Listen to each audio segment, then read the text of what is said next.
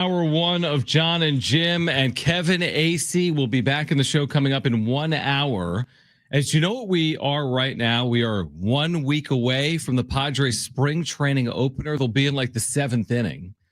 Right now, it's a noon game against Seattle, what I have coined a must-win game in that Cactus League opener. So we're a week out. Kevin Acee is going to join us. Chris Hodge has free picks for our listeners coming up as well. It's day 3 of Padres spring training. It's a good day to have Kevin on because he was the one that reported about what we're going to talk about here, Jim, which is the fact that the Padres are looking to add another bat. So they've been very active. AJ Preller has been over the last week or so with Jason Hayward and Conor Joe. We'll hear from Conor Joe, by the way, coming up. And they've added, obviously, Nick Pivetta and others. But according to Kevin and what AJ Preller has told the media within the last 24 hours, Padres aren't done. A week out from the Cactus League opener, Jim, they still want to improve their roster here. They're not content to just have this Cactus League roster set. They still want to improve it before this big Seattle game coming up.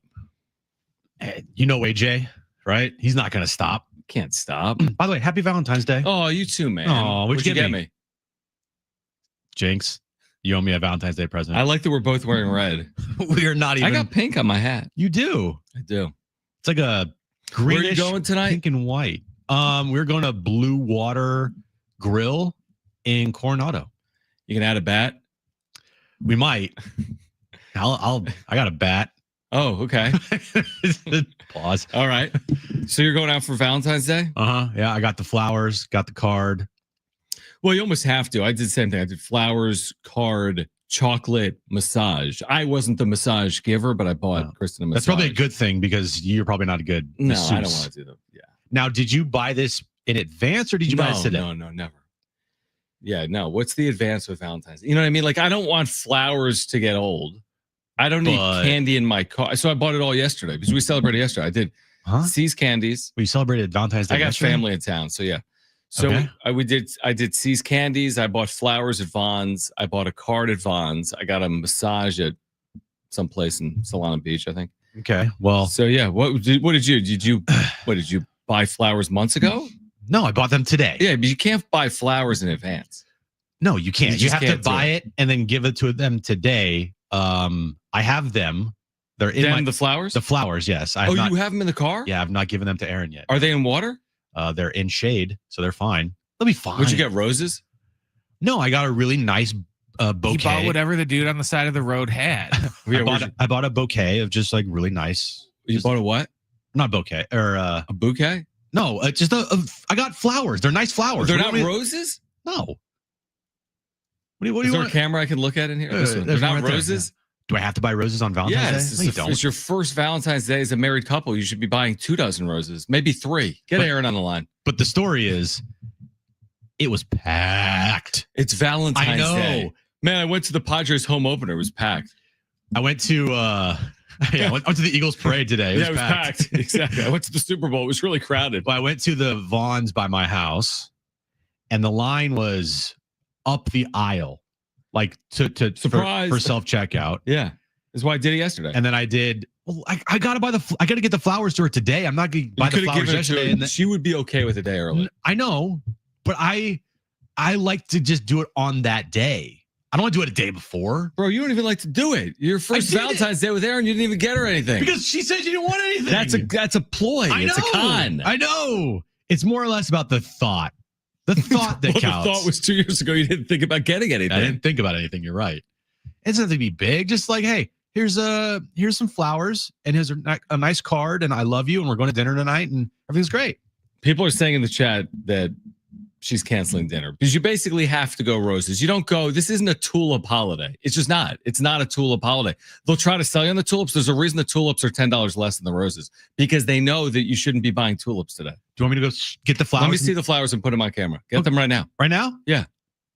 Or do you want to get them at break? I'll get them right now. Screw it. Okay, you got to go all the way outside. I don't think you go flowers for Valentine's Day. It's literally the holiday of roses. Like, I think Valentine's translates to holiday of roses. And this guy got carnations or something. He got you got to splurge. Am I wrong?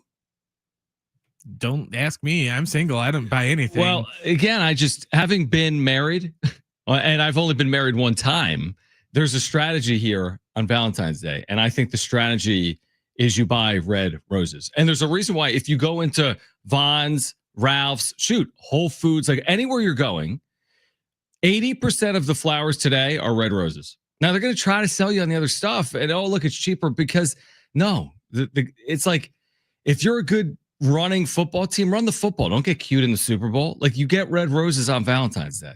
Rules are rules. It makes sense. Right? You know, at least you didn't get her like dandelions. Oh, here we go. What's wrong with these? Oh, I don't know about this, dude. Let me see this.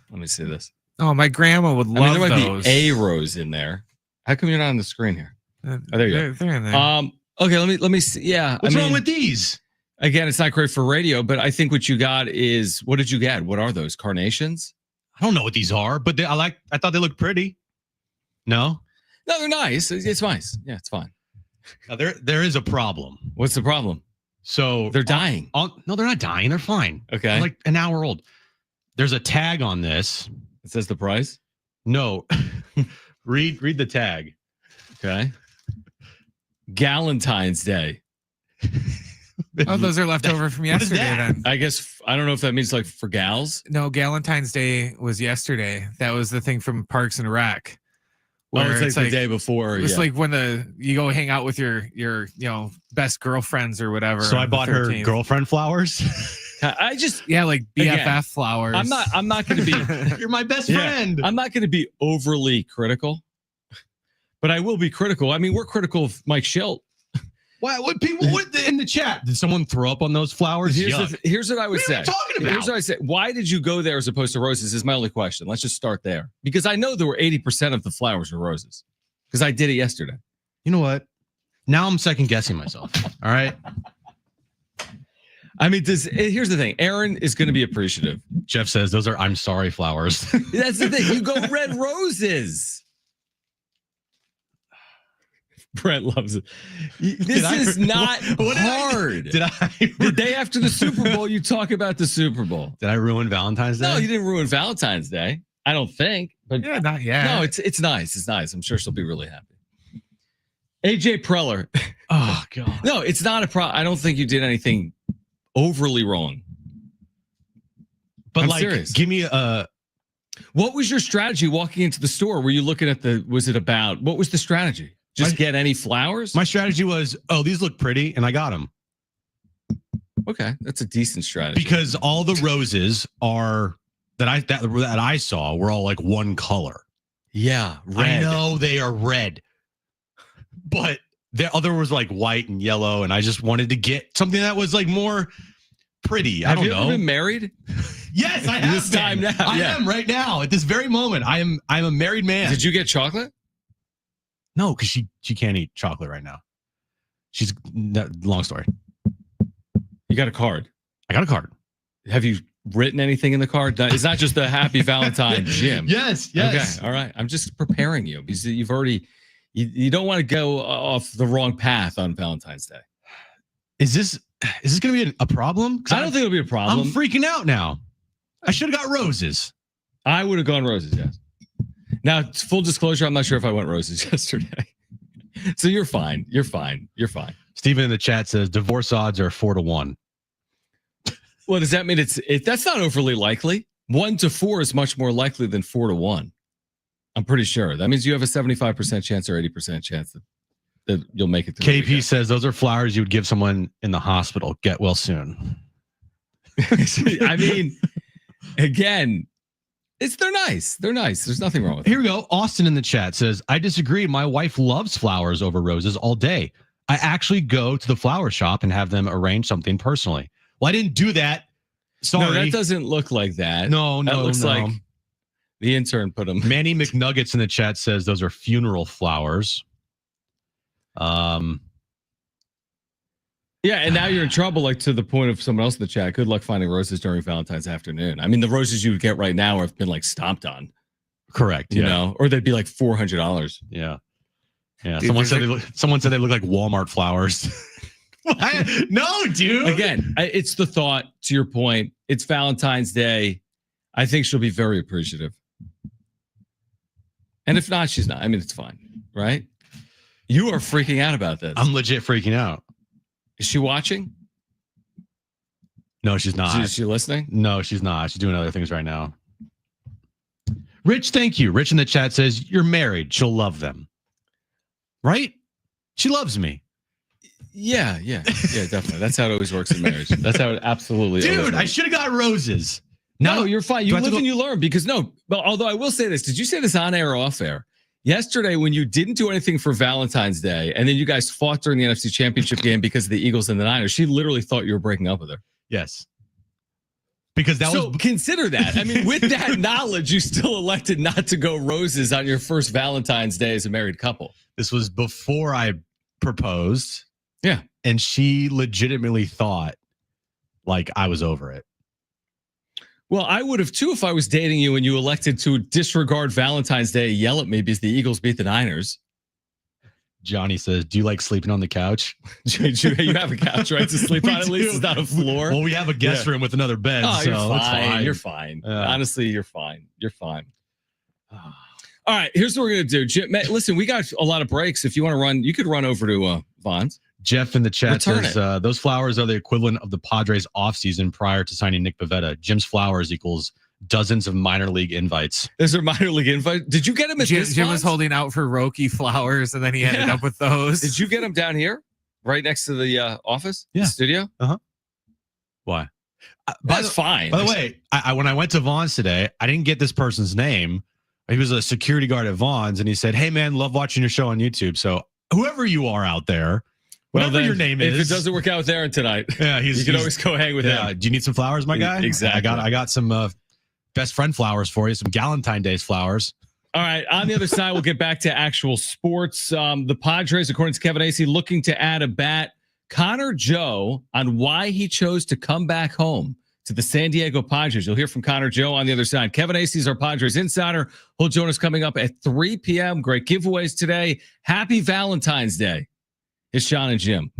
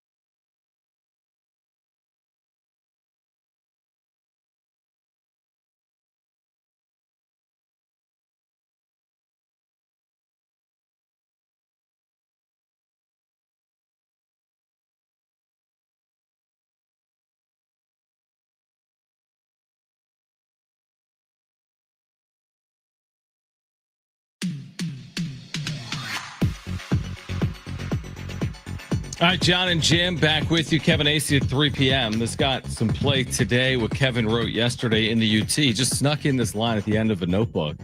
Probably wrote 1,000 words, and the last sentence was, the Padres also continue to seek another bat via trade or free agency. That's the last sentence in his piece. He was writing a little bit about their DH situation, about their left field platoon situation, about how Arias played a little bit in the field, but also DH'd a little bit last year. So, yeah, we've talked about a little bit of the lack of depth, I think, with the Padres lineup, about the top heaviness of it.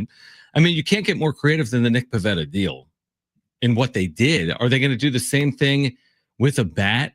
Because the one thing to add a bat, I mean, you can add Conor Joe, you can add Jason Hayward. They're technically bats. They're bats. And, I think Nick Pivetta to pitching is more than, and this is with all due respect, if Jason Hayward's listening, I think Nick Pivetta right now, he's not. He's in the cage taking cuts. I just saw. Yeah. But Nick Pivetta to your rotation means more than Jason Hayward at this point in their career. So I guess if you're going to get a Nick Pivetta equivalent on offense in your lineup, it's going to take creativity, or what's it going to take? Trading Robert Suarez? Like, what's it going to take to get a bat that's ability to, plug in as your DH and start 130 games this year? Yeah, I view Hayward and Joe as depth pieces. Right. To be honest with you, players that were going to replace guys like Brandon Lockridge and Mason McCoy. You know what I mean? Right. Like those types of players.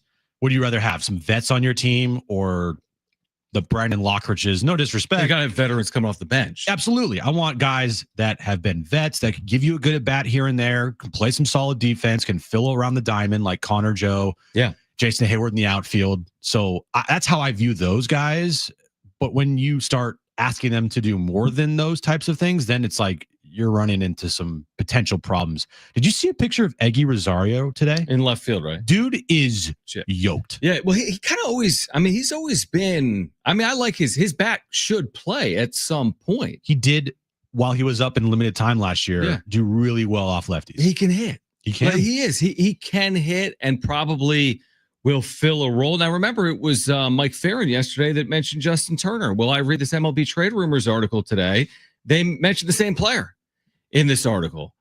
So, okay, Eggy Rosario. They were listening to our show? Maybe they were listening to Mike Farron. Yeah, Eggy Rosario, all right, nice upside. Hayward and Joe, you kind of know what you're getting. Veterans in the second half of their careers. Do they need to add another piece? And do they have the money to do it? Right? Because that's the thing. Again, you can add a $1 million piece, but can you go add a $10 million piece? And we'll talk to Kevin about that. He said the payroll's got to stay low. He was right? They're getting creative with payroll, even though the CBT is going over that CBT number. When Mike Farron yesterday mentioned Justin Turner, I love that idea. I really do. He's going to be 39 or 40. He is 40 now. He's 40 now? Yeah. Okay. But dude's a professional hitter. Flat out hit. Yeah. His last 4 years have been all really good years. His OPS last year was 737. The previous year was 800 in Boston. Wow. And then we all know what he did here against the Padres in a Dodgers uniform. He's just absolutely raked, and he was a Padres killer. Every time Justin Turner was up, especially against Joe Musgrove, it was, always did damage. Yep. I think Justin Turner, if for the right price, though, that's the only problem is the right price. If he still wants to play, if he still wants to, be on a team, what's the price tag for Justin Turner? If it's anything over like $5 million a year, then that's probably a no. Did you know what he got last year? He got a sizable deal last year, right? 13. Yeah. So, but some of these guys late, I would use Hayward as a good example. You made a lot of money. If you want to play, you're going to have to take a discount, right? Like if you're late in your career, you're 40 years of age, you really want to play. Are you in it for the money at that point? Are you in it for the right spot? I would say if you've earned the way Turner or Hayward have earned, you're not holding out for the last penny. I don't think that would be my motivation as a 40-year-old that's a free agent on February 14th. Like you're going to have to go pick your spot, and you're probably not going to get anywhere near what you got a year ago if you're Turner. Probably. And you're going to want to go somewhere where you're going to get consistent at bats or consistent playing time, probably. Not go just to a like team that can win. Rot on the bench. Yeah. I think the Padres are a team that can win. Absolutely. Padres are going to be competing. They're going to be contending. So if that were to match up, I'm all for a Justin Turner as your everyday DH. Sign me up right now. Fills your DH role, which is now a position, by the way. Like we haven't talked about DH pretty much at all this offseason. It's all left field, first base, and their bench. But you got to remember, DH is a legitimate spot. And some teams have a legitimate everyday DH.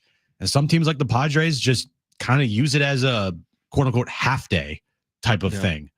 And I think Justin Turner as an everyday DH with also the ability to give guys, half days like Manny and Toddy and all those other players, right, that play a lot, I think it'd be very valuable. You're not going to put Justin Turner in the field, no, but his bat, dude, he can give you a really good at bat. What about old friend David Peralta?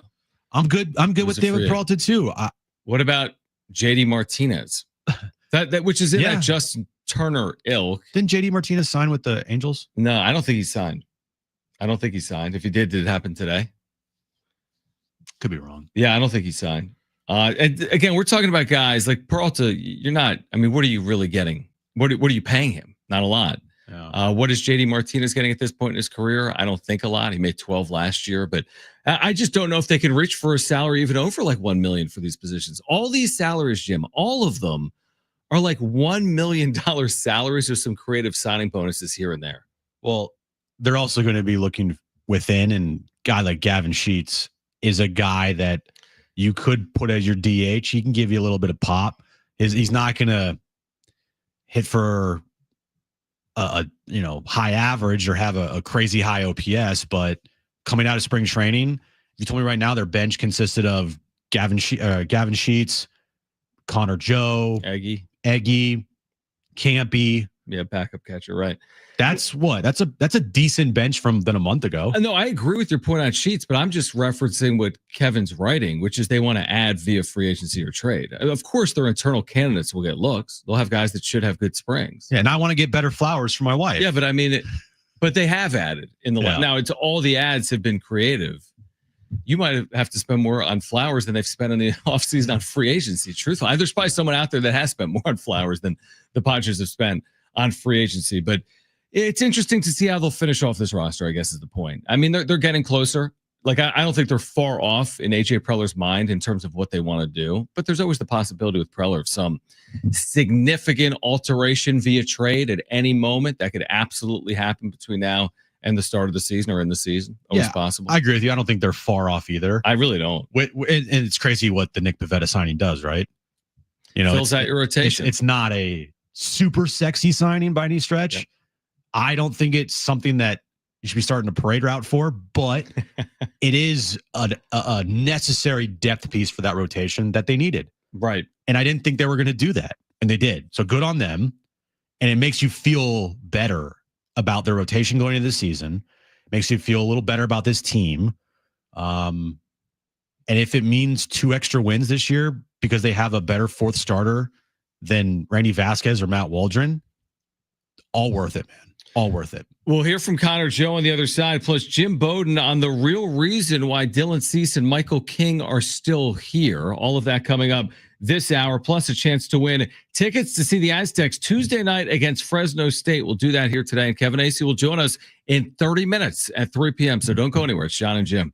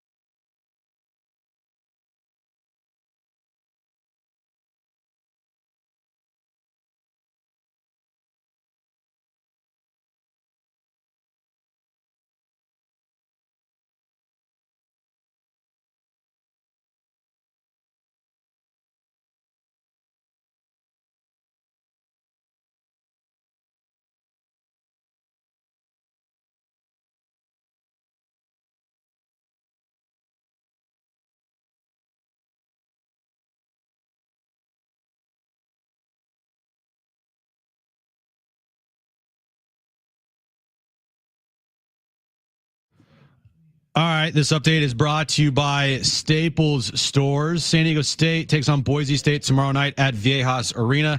7 p.m. tip time, 6 p.m. pregame. You can listen to that right here on San Diego Sports 760. Your local Staples has hot deals and super low prices throughout the store on every day or everything for your business. And right now at Staples, save up to $250 off your print order. Exclusions do apply. Visit staples.com/print for details. Ends April 5th. Plus, save even more with the Easy Rewards program at Staples. All right, we'll hear from Jim Bowden coming up on why Dylan Cease and Michael King are still here. Plus, Kevin Acee will join us at 3 p.m., our Padres insider from Peoria. 1 week out, Padres spring training opener in the Cactus League. Must win? I've said it is. Yeah, I wouldn't want to see them not win. So, yeah. Yeah, you got to at least start on a good note. Yeah, we say that, and then we'll see the lineup for February 21st. There'll be like one regular in it, and then that one regular in the second inning will be like, oh, I had my one at bat. Right. I played my one inning, and then it'll be you and I. Correct. As the middle infield, like double play combination. Number 97. I think they might have some. And 64. Yeah, exactly. 101. Conor Joe. All right. Oh, Conor Joe. Conor Joe signs, right? And it's a good story, obviously, being out of San Diego and having played at USD. And you can come home again if you're Conor Joe. So why did he choose the San Diego Padres? He spoke earlier today. The obligatory, local guy coming home question. How'd it come together, and why are you, here? Yeah, I'm really excited to be here in this clubhouse. Obviously been a Padres fan my whole life and grew up going to the game. So it's really cool, full circle moment. Kind of just happened, right? Like, when I was non-tendered in the off season, you get a bunch of phone calls from teams interested, and that's just what it is interest. And then as the off season progresses, you hear kind of like the story unfolds, and the real interest happens when offers are made, and what type of offers. And when we got to the finish line there, the Padres were one of the teams to make a offer that we were interested in. And so then kind of talking with my family, and we honestly tried to leave geography out of it and tried to pick the best opportunity for me and our family. And it so happened that it was the Padres, and we decided to be Padres. And we truly feel like it's the best opportunity for us. We're excited. Our family's excited. So everything came together really well. So leaving geography out. Yeah. Right, you live in Orange County? We do. Okay. Yeah. So leaving geography out, it's the best opportunity because of playing time, because of why? But you still have family in San Diego, but why is it the best opportunity for you?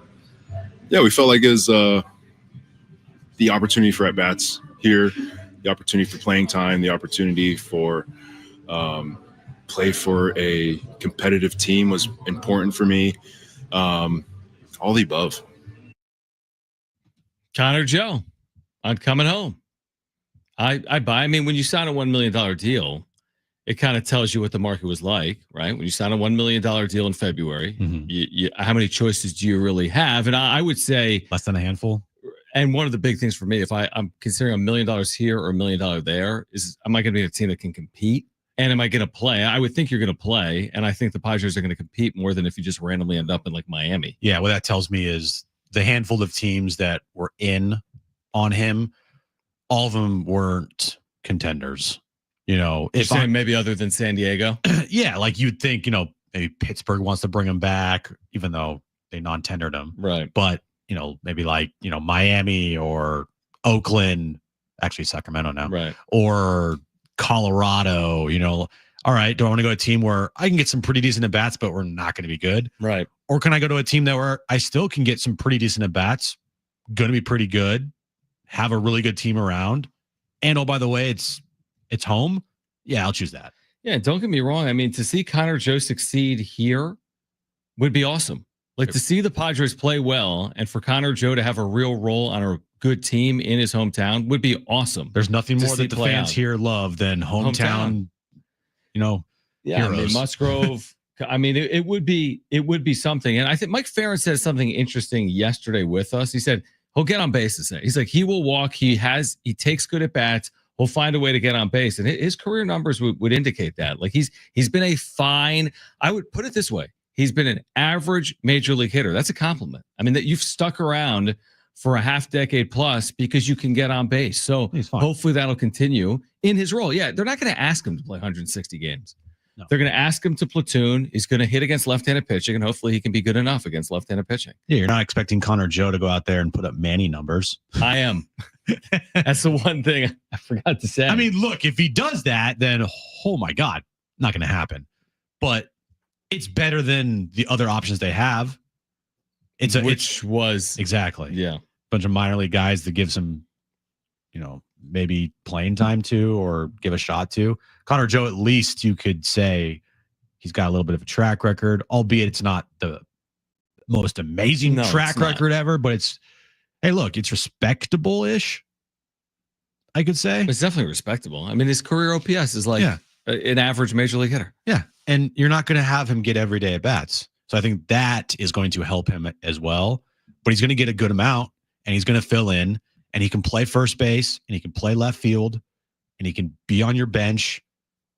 I just think as far as a depth piece goes, again, it's not an exciting piece. Doesn't wow you when you see it, but it could round out the edges nicely, and hopefully it does. Yeah, no, I agree with you. And again, against left-handed pitching in his career as a right-handed batter, he's been good. A 766 career OPS. All right, I want to hear more from Conor Joe, Brent.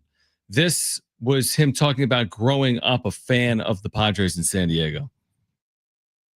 Yeah, I grew up in Poway, and as you know, a lot of Padres live in Poway. I grew up knowing that Tony Gwynn lived down the street from me. Bruce Bochy lived down the street. As I was playing Little League, I got to cross paths and rub shoulders with guys like Phil Nevin, Jose Vizcaino, David Justice.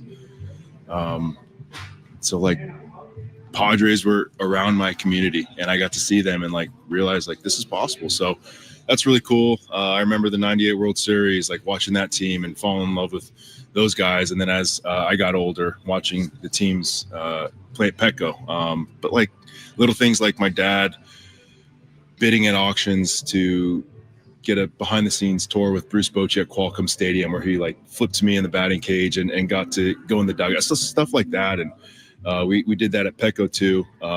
So, I mean, I'm just growing up watching the Padres and wanting to see them win. Considering growing up in Poway, your Padres fandom, when you think about the opportunity here at this time with some of the players in this clubhouse, what this team did a year ago, your feelings on that in particular, the opportunity to maybe accomplish something special with this team in San Diego. Yeah, it's great. I'm glad I'm in this clubhouse. Playing them has been exhausting the last couple of years. Man, I think it goes without saying, like, they're superstars in this clubhouse, and if I can find a role and compliment them, and I think it's great. Great opportunity for me. To watch what they did last year was exciting. Obviously, we were out of contention, and to watch them make a run at it in the playoffs was special. I think everyone has their opinion on who the best team in the playoffs was. I think this team was definitely had a chance, and that's really cool. And trying to be a part of it and push it over the finish line this year and make a run at it this year would be really cool. I like hearing from Conor Joe. I do. I like me some Conor Joe. Yeah. Hometown kid. If he does anything worthwhile here, he'll be an instant fan favorite. Oh yeah, definitely. Like it just do anything here, and people will love you. So no pressure. Honestly, there really is no pressure. Actually, there isn't. I don't think no so. I think just do your job, and everything hopefully takes care of itself. Yeah. Now, remember yesterday, and we'll hear from Jim Bowden coming up on Dylan Cease and Michael King and why they're here. But remember yesterday, they signed some dude from the KBO, Kyle Hart. And we read a quote from Dennis Lynn where he's like, we're 20 years and we feel like we're like, dude, who are you? Like, hold on, pause. Here's 9 seconds. Here's how you should answer the question on the Padres Dodgers rivalry dynamic standing in the NL. This is Jason Hayward, who played for the Cubs and the Cardinals, has played now for the Dodgers and the Padres. He was asked today on the series against the Dodgers. Listen to Jason Hayward. Well, being on the other side, I will let you know as things progress here, as things play out, spring training and then into the regular season. I think those are things you just got to be in it to know, right? it's a cool thing and cool perspective to have. Fortunately, I was able to be on like the same situation Cubs cards and see what that was about. But as far as the Padres, I think it's just been an impressive run. In a division that's very tough to compete in. When you look now, you got the top 4 teams in it who are coming in with good rosters ready to go, and there's no half step. And you got to be ready to go every night, and I think that's an impressive thing about the NL West. But Padres, they love the big moments. They love to be in big spots, playing big games, and I think last year you saw them kind of get over the hump when it comes down to every night. Every night they expected to get it done, and you don't have the success you want to have in the postseason, but you want to get back there. You got to be in it to win it, and happy to be a part of that team that has a chance to do so. You touched on this a little bit, but obviously being a veteran here, you do have other younger players here, veterans here as well. How do you view your role, at least coming in early on and inside this kind of clubhouse? Yeah, just bring more experience, just bring another outside perspective. I think my role also is to kind of tap into what they have going on here. It is a special place, and this is one of those places where when the team is good and competing to win, it's fun to be around. You see the fans respond to the group they have here, and I think that's something you can't take for granted. But as far as outfield role, just be me. Go get better each day. I'll get some work in center. I'll get some work in right. Allow Tatis to have some DH days, some days off. When time permits. Same for Jackson. I think that's my role. It's just be flexible, be ready to go, and bring that outside perspective. I love it. Yeah, I love that he wasn't like, well, now that I'm here, we're so much better than LA. And let me explain why. Like he was not going down that path. He's a pro. He's a vet. He gets it. I'm still skeptical on like his production, right? Because that's what you kind of need if he's going to get a good amount of the bats. But hearing from him there, love it. Love the attitude, and it's a good vet piece to add to your team. And it's really not. It's not going to hurt you to add a guy for $1 million. No, I love hearing from everyone February 14th. It's like, I'm like, oh, I like what he's saying. I'm buying that from Jason Hayward. I like what Conor Joe has to say. I mean, and then April 14th comes around, and it's a lot different. Cut him. Like, why is he going hitless in his last 6 at bats? Yeah. All right, we'll hear from Jim Bowden on the other side. Why are Dylan Cease and Michael King still here? Plus, Kevin Acee joins us at 3. It's Jon and Jim.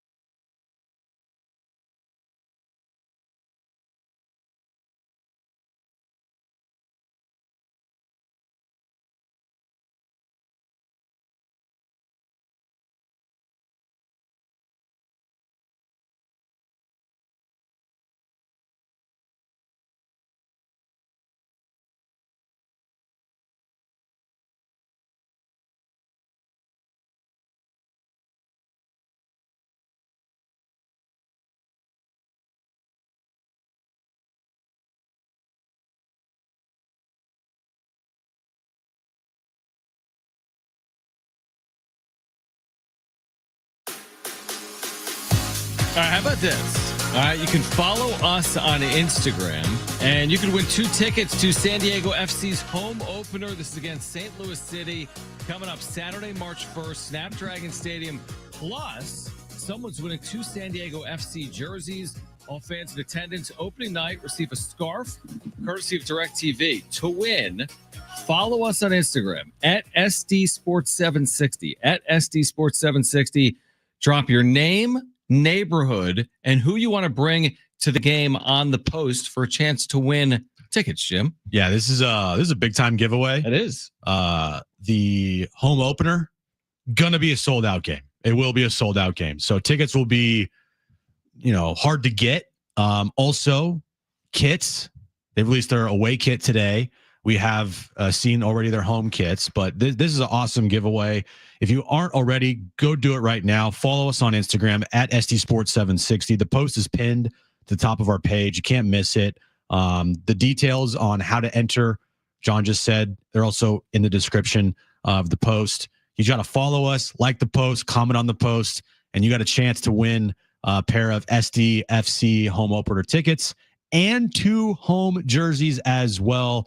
The home opener is on March 1st, and we're excited. All right, at SD Sports 760. Go there right now on Instagram. Just open your phone. It takes 2 seconds to enter at SD Sports 760. And we will announce the winners. On Jon and Jim a week here from today? on Jon and Jim on the 21st. During that Padres spring training opener. Yeah, so maybe right after the Padres game ends. The second it ends, we will announce the winner. You come here for the wrap-up show. You'll hear from Schulte, and we'll announce the winner of those SDFC tickets for opening night. Jim Bowden is always a good listen. Longtime baseball GM, I think a 3-time GM across Major League Baseball.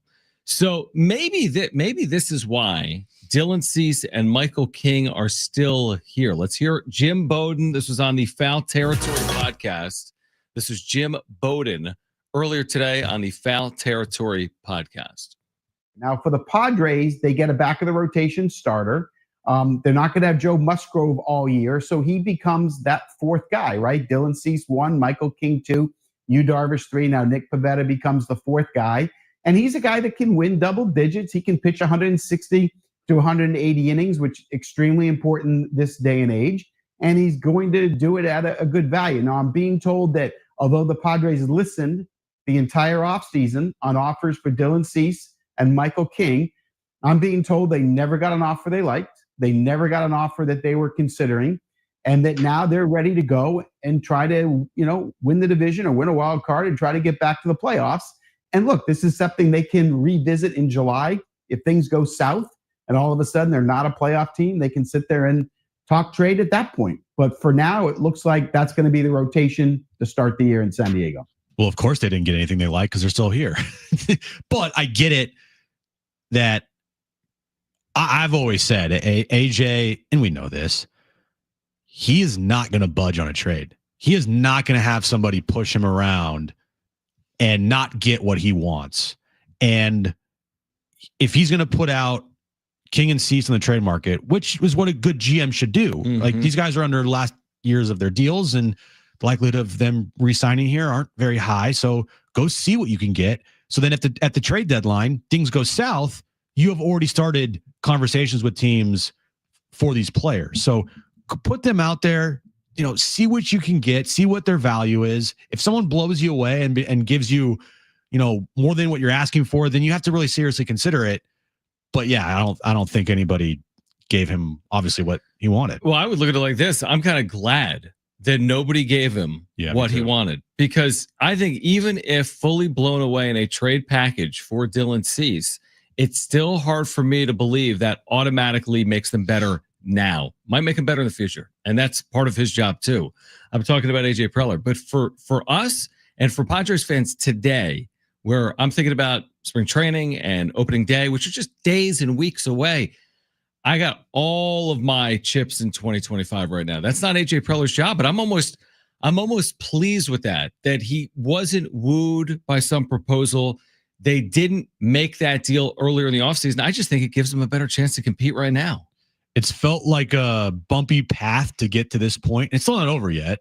True. It's still not a definitive. Like, anything can change at any moment. We understand that, especially with AJ Preller. You're right. But to get here pitchers and catchers report, position players are there. First weekend of drills, first games next weekend. To have both of those pitchers on the team, along with Luis Ariz and Robert Suarez, kind of crazy, right? Like, I didn't think that was going to be happening. I thought there was. You've said it all along. You thought there was going to be a cost-cutting move. I still do. I truly believe this, that they'll cut costs, and I would almost be surprised. I think it's more likely than not that Robert Suarez moves. I think it's more likely than not that, because I believe cost cutting is inevitable. How do you cut cost if you hold Dylan Cease and Michael King, their preferred route, I believe? Jay Cronenworth, reportedly, they don't have a desire to move. Now, maybe that's not accurate. But if it's not going to be King or Cease and you have to cut salary, you're not cutting it by getting rid of Tyler Wade. So it basically is Robert Suarez or who else. We've heard from Mike Farron on this. We've seen Dennis Lynn report on this. We've seen Kevin Acee. We can talk to Kevin on it in 5 or 7 minutes when he joins us at 3 p.m. I believe a cost-cutting move will come, and I think ultimately Robert Suarez is the most likely candidate to be the one to move. I would prefer they keep everybody and go into this season all hands on deck and go try to win it. You know, that's what I prefer. I think the number that we have talked about and has been reported, the CBT number, they're over that. They're going to be over that this year. But the payroll number is under 200, and I think that's a number that they don't want to go over.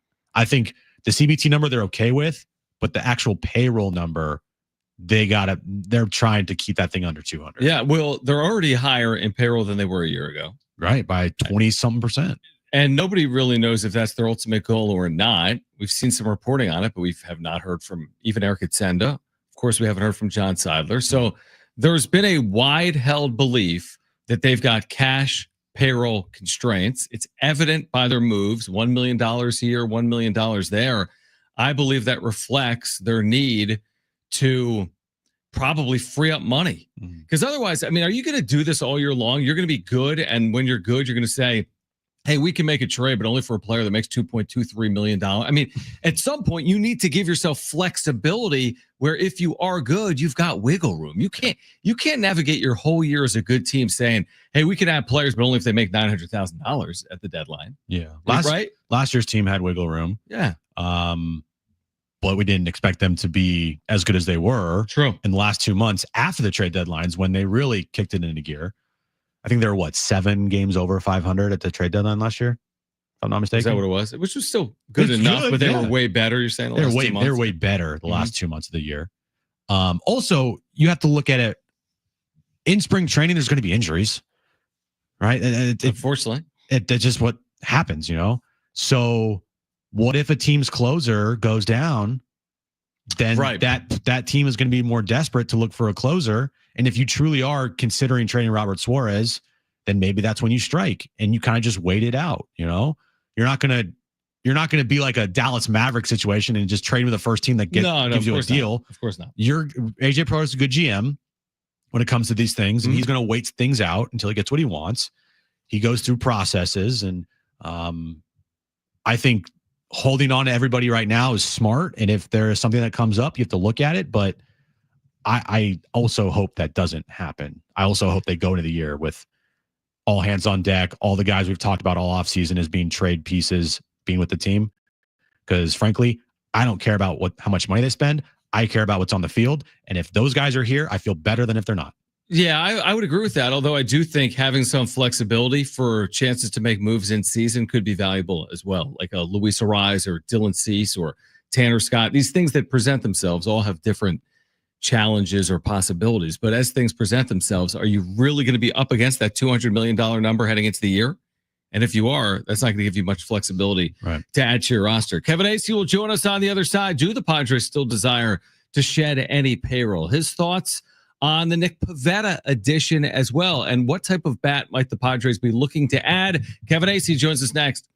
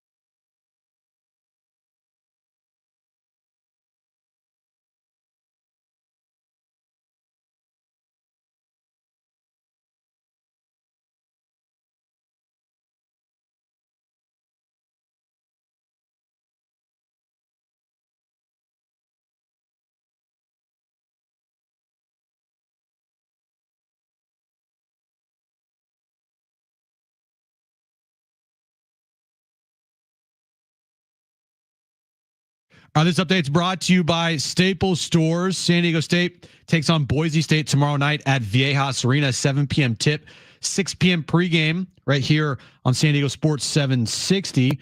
And the Genesis Invitational is happening right now at Torrey Pines. Scotty Scheffler leads the tournament right now at 7 under par, with Davis Thompson right behind him at 6 under par. Your local Staples has hot deals and super low prices throughout the store on everything for your business. And right now at Staples, save up to $250 off your print order. Exclusions do apply. Visit staples.com/print for details. Ends April 5th, plus save even more with the Easy Rewards program at Staples.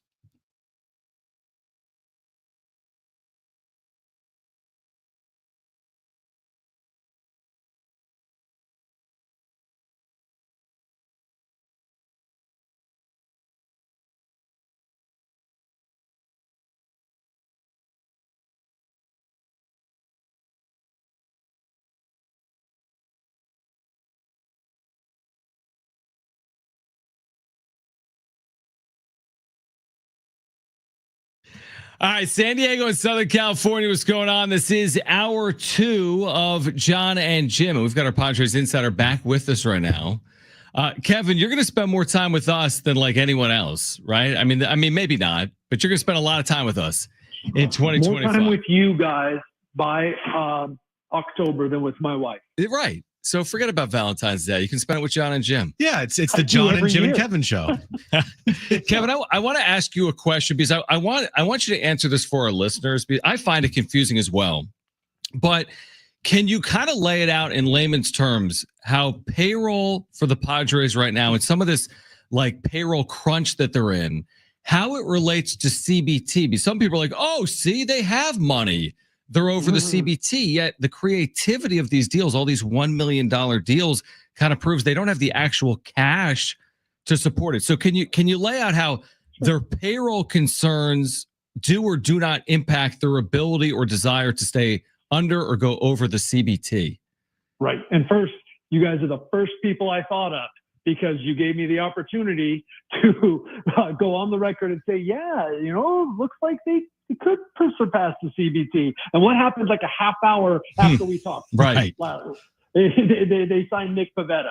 So the CBT, it has always been, well, except for, I guess, 2023. And then last year, 2023, because they were going over it for a 4th straight year and the penalty was stiff. And then 2024, where it was very important for them to not go over the CBT so they could reset. Because if you reset on the competitive balance tax, if you don't go over it 1 year, you start over. So they, as far as penalties are concerned, this would be the first year they've gone over.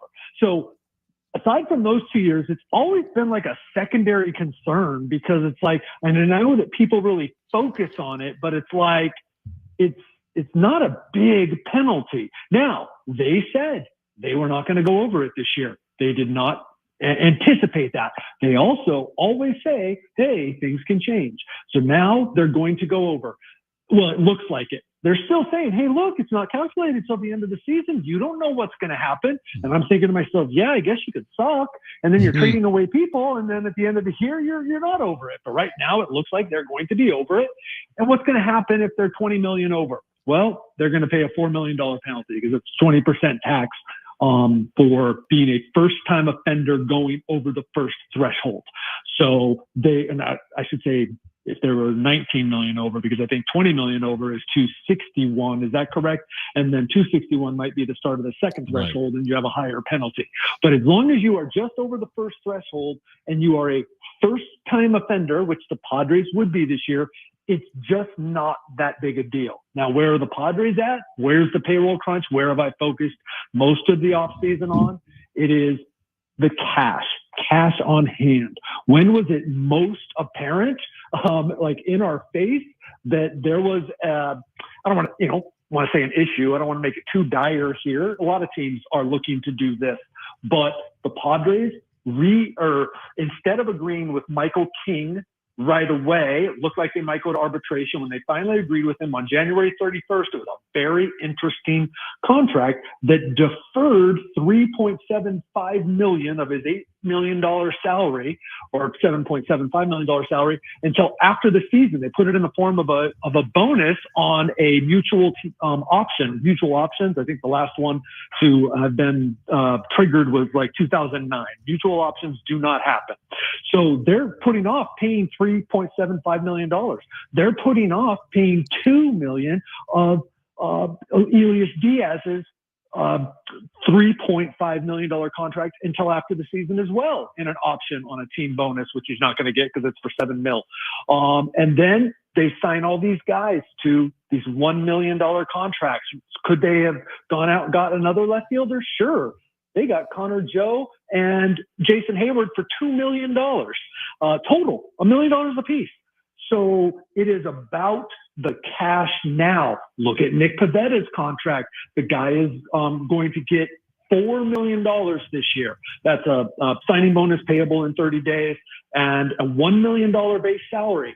$19 million next year. So for him, he's like, okay, that's cool. I'm making $11.5 million a year for these first 2 years. But for the Padres, they're only paying $4 million this year. So that's the real issue is, look, what they say is they've maxed out their revenues, basically, is what they're saying, both by their actions and by the words of the people that I talk to. And they don't have more money to they can't go to the owners and say, hey, throw in some more money. They can't go to the banks, or they don't want to go to the banks and, get out of debt compliance again and say, hey, we need more money to go sign, some $20 million pitcher or something. So they are trying to make do with what they have. And the Nick Pivetta signing, it's not official yet. No. When do you expect it to be official? Just real quick. I guess yesterday I heard a couple days. Okay. So tomorrow? Okay. So a couple days before it is official, but, Nick Pivetta in the fold now. He declined his qualifying offer with the Red Sox, which was over $20 million. So the Padres, lose a draft pick, but they have a very creative deal with Nick Pivetta that you just broke down there, and we talked about as well. But from a, perception standpoint and how this makes this team better standpoint, he's not a signing of Max Fried. He's not like a top free agent on the market, but it's something that they absolutely needed, and they got at a pretty good price. A number 4 starter, never had better than a 4 ERA. Gives up a lot of fly balls. Been in a bad ballpark for that. Maybe things are better at Petco, right? Mm-hmm. I mean, maybe. And if this guy has a 4 ERA or a 3.97 ERA, and the Dylan Cease, Michael King, Yu Darvish perform as the Padres hope, then heck, that's pretty good. They're betting they believe he's better than what the numbers would suggest. Now, a lot of teams can say that. So, but pretty decent price. A lot of people pretty high on Pivetta in terms of, I'm not going to put him up there with the Fried, with the Corbin Burns, but that they think he's a pretty darn good starting pitcher. Kevin Acee is our Padres insider, back with us right now on Jon and Jim. So you wrote yesterday about this, about the Padres' desire to potentially add another bat, whether it's via a trade or via free agency. And again, based on their moves, like you said, I mean, a lot of it has been on the margins, right? Some of these fringe major league deals. Is that what you would first consider, even if it is a trade, someone that's, not making a $10+ million salary, or could they be in the market for a Justin Turner or a JD Martinez, but maybe they would have to move salary to do something like that? They might have to move. They probably would have to move salary to do something like that. However, and not that I've talked to Justin Turner's agent, not that I've talked to anybody, or haven't talked to anybody specific. But in talking with people around the league, teams are just squeezing guys. There's no telling what Justin Turner might come in at, right? Like, Justin Turner's not going to retire. Eventually, he's got to agree to a contract. So, yeah, it could be a guy like that. I don't know what the cost on those would be, but we are now to the point where the guys that are out there are almost certainly going to settle unless a team becomes desperate. And at this point, it is not looking to agents like teams are becoming desperate. Kevin, there's been a lot of talk the first couple of days of camp here around Luis Campusano, catching who's going to be their starting catcher this year. It's not going to be one guy for 150 games. With Elias Diaz in the fold, Martin Maldonado,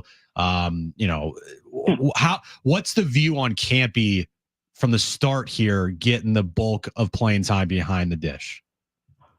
It's probably Elias Diaz. That's not that the investment was too steep, but that was the investment. Campy's getting $1 million. They've been here with Campusano before. Look, if you want to look at it as favorably as possible, and there are people in the organization that still pounding their fists for Campusano, the guy is still young. The guy, it's a complicated position, and it could click for him. He has had some great moments great stretches at the plate, a few of them in his career. It could click for him. But the other view is man, been here a lot. And you know what? There's some defensive lapses. Now, some of those, the theory is, have been focus issues. What is he, 26 now? Could that snap, could that click into place for him? Yeah, absolutely. You've seen great improvement in him. You've seen great improvement in his ability to call games, his ability to communicate with pitchers, to know the game. Absolutely. There are some blocking issues. There's some, again, brutal concentration lapses. But I'm a big believer in moving forward.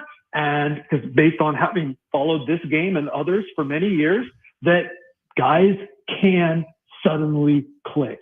And that's what they're hoping. But also, that's why Elias Diaz is here, and he's going to make, he's getting $3.5 million for 1 year.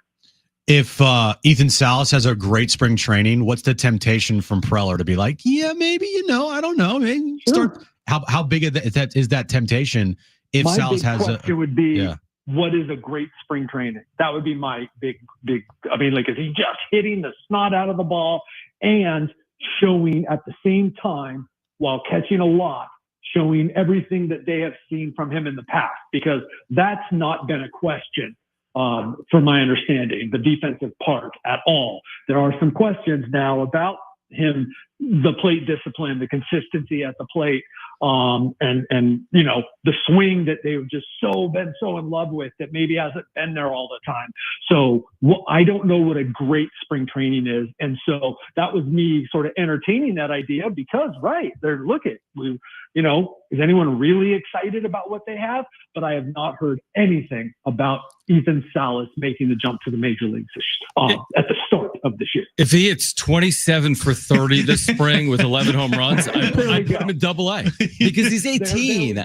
He's 18. Because look, he is a guy they are excited about. Maybe they used to be more excited about him, but they are excited about him. So absolutely, it's not something where I'll be like, at this moment right now, I'm going to tell you there's no way. Right. But everyone is pointing to later in the year or more likely next year. No doubt. Kevin, final one from me before you go. Would you consider Robert Suarez among the major leaguers on this roster the most likely remaining trade candidate or not? Yeah, I believe that if that's it, you keep hearing externally about Cease, but I don't think so. So if there is one, then I would think that it's Robert Suarez, and I've written that, and I have not heard anything in the last couple of days to say no to that. So what I have been marveling at is just how I'm reminded every spring to just never count AJ Preller out of anything. Right. The final day of spring training, Machado, Tatis, Bogarts deal. That one. That package deal. Kevin, have a good weekend. We're not here Monday for President's Day, so we'll catch you up in the middle of next week, and we're a week away from a spring training game. So that's exciting, relatively speaking. Ethan Salas, first of those home runs. That's right. Of course, yeah. If you're going to hit 27 of 30 this spring, you're going to start hot. You need a couple on your first game. No doubt. Yeah. Kevin, have a good weekend. Thanks. We'll do it next week. All right, guys. See ya. All right, great stuff from Kevin Acee. We'll react on the other side. Jon and Jim.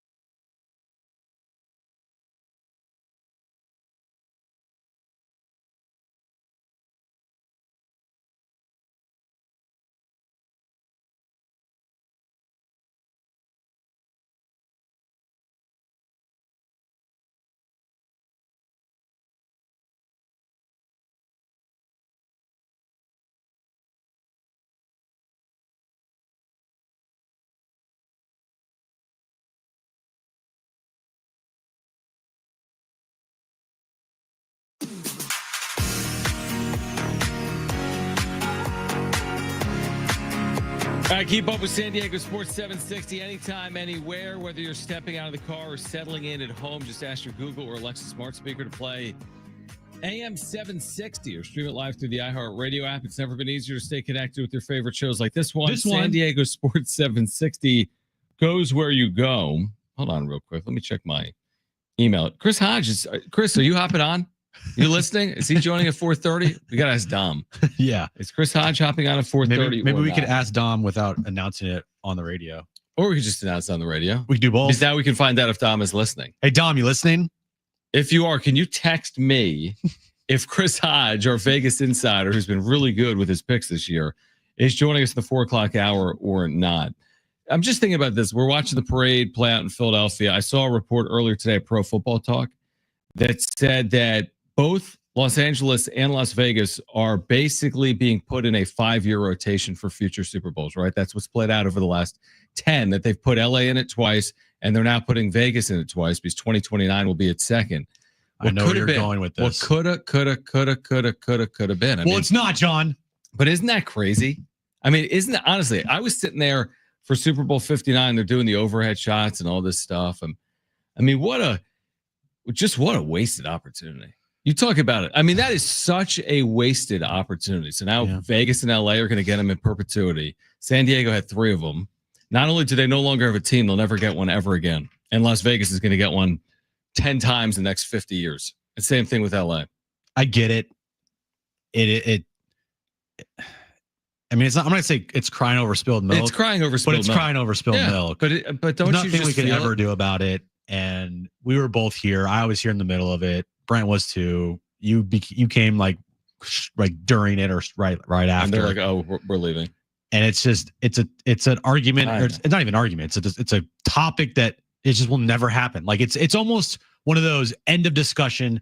Definitively, they're never coming back. It's never going to happen. It was a waste. It was awful because of how much business was lost and people lost their jobs because of this. Of course. Yep. Businesses lost their jobs and the amount of revenue and income that could have been coming into this city, giant waste. And now you're right. Yeah, we have to just watch. The reason I say it, it would be one thing if they're like, hey, there's a brand new stadium in Miami and Nashville, and Miami and Nashville are going to get Super Bowls in perpetuity, but it's just like backyard cities is my point. LA, what did LT say? It's, a mile up the road. And then Vegas is 10 miles away. I'm kidding, but it's so easy to get to both of them that it's just like adding insult to injury, I guess. The Vegas thing, it does frustrate you if you're a San Diegan and you're the diehard sports fan. Because they've had everything. They get hockey. They got WNBA. They got NFL. They're going to probably get an NBA team soon. They're going to get a baseball team as well. Dude, they have a Final Four coming up. I think they've maybe had a national championship. They'll get their second Super Bowl this decade. Little Las Vegas is running. It honestly is a sports capital. When people say like it's a sports capital, I mean, it really is like the sports capital of the country. I mean, and that happened quick. You got 2 great venues in the T-Mobile Arena and Thomas and Mack. You have the Super Bowl venue in Allegiant Stadium. Thomas and Mack sucks as a venue. What are you talking about? Well, I'm talking about just play. They've had the Mountain West Conference tournament there. Yeah, I mean, but that's not a. At least that's got to be replaced. Okay, it's at least it's a venue like Viejas. No, Viejas runs circles. I know, but I'm just let me let me go with it. Okay. And you're gonna get a baseball stadium potentially. We don't know. No, they will. But they will. You get a baseball stadium that no one will care about, but still. You get a baseball stadium. You got T-Mobile. You got Allegiant. Like, what the F, dude? I know. I agree with you. I know 100%. I know. And you're right. It is whatever. Insult, injury, crying over spilled milk. And we know people that work in Vegas, Tim Murray, right? And it's crazy because they're going to have so much sports there. Yet, truthfully, does anybody really care that much about it? Well, the reason they care is everyone comes there for it. And that was always the argument with that's the beauty of San Diego. You host Super Bowls here. People are going to come to San Diego here. I mean, you can host anything here because people are going to come here for it. And that's the thing with Las Vegas. You can have when the Raiders play, it doesn't matter who they play because you're going to have fans from the New York Giants or the Pittsburgh Steelers. It's just a destination is what it is. True. All right. Kevin Acee was just with us, our Padres insider. If you missed it, we'll play it back for you as well. in the 5 o'clock hour. I thought he explained the payroll crunch well. And I still think he's accurate when he said that they don't desire to have this payroll get too high. The CBT number is not a relevant reflection of their payroll. Like he said, they go 20 million over the CBT. It doesn't mean anything. It's just a tax. It's a small tax. The most they'd be taxed there is $4 million. So I think actions speak louder than words. The actions to me are $1 million for Conor Joe, $1 million for Jason Hayward, $4 million for Nick Pivetta in 2025. So don't tell me, oh, they got all this unlimited money. They really don't, because their actions haven't shown that they have unlimited money. We always say this on the show. We'll worry about next year when next year comes. But does it feel like at all to you that this might be like final ride type of stuff? Like, hey, we're going to push we've already pushed our chips all in here for the last couple of years because we've had a top 10 payroll for how long now? Right. And this might be one of our better chances in the near future to really push for it and go try and win it. I'm not, and if that were the case, then of course they're not going to trade Cease or King or Rise or Suarez or Cronenworth. They're going to keep those guys and see if they can do it. But then once next year comes, that's when we might be running into some issues because of how little they have with how much money they've already spent and how much money is already on the payroll and how much they'll need to replace. Yeah, it feels like maybe it gets harder with each passing year, and that would include then 2026. But you're right. I mean, you think there's holes now. I guess it makes sense to have holes for the future. But yeah, it's like that'll be an interesting conversation. And that's why 2025 is so critical. If you have a misstep in 2025, can you overcome it in 2026? Like, no, you can't have the misstep now. You need to win now. No, We'll see about 2026. All right, coming up next, more from Jim Bowden. Did Nick Pivetta make a mistake in his free agency? We'll hear from Jim Bowden. Also, still ahead, we'll get to the wrap. We have Aztec basketball tickets to give away. We're here until 6 p.m. It's Jon and Jim.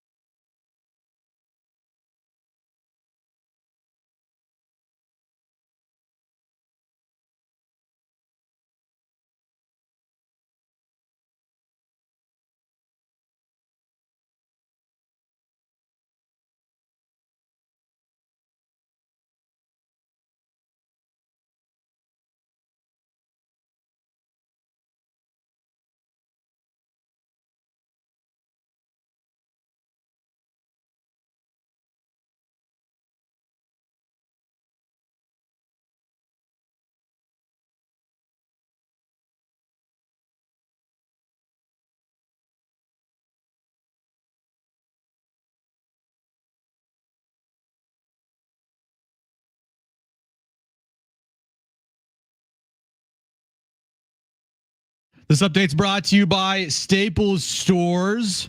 Aztecs take on Boise tomorrow night. Big game. John's already nervous. 7 p.m. tip, 7 p.m. tip, 6 p.m. pregame right here on San Diego Sports 760. And the Genesis Invitational happening right now at Torrey Pines. Scotty Scheffler leads the tournament at 7 under par. Davis Thompson is at 6 under par. Your local Staples has hot deals and super low prices throughout the store on everything for your business.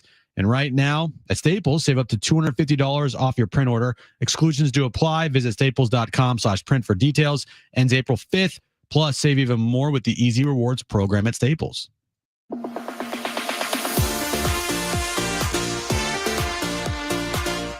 right, Jon and Jim back with you. Yeah, I'm nervous for tomorrow. Aztecs, Boise State, blackout. Get there. I think that means wear black. So be there early. 7 o'clock start. No, we're white.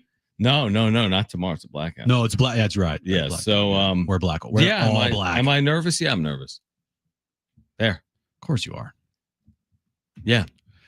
How much time a day do you devote to being nervous about upcoming games? Like, there have been days I've spent most of the day.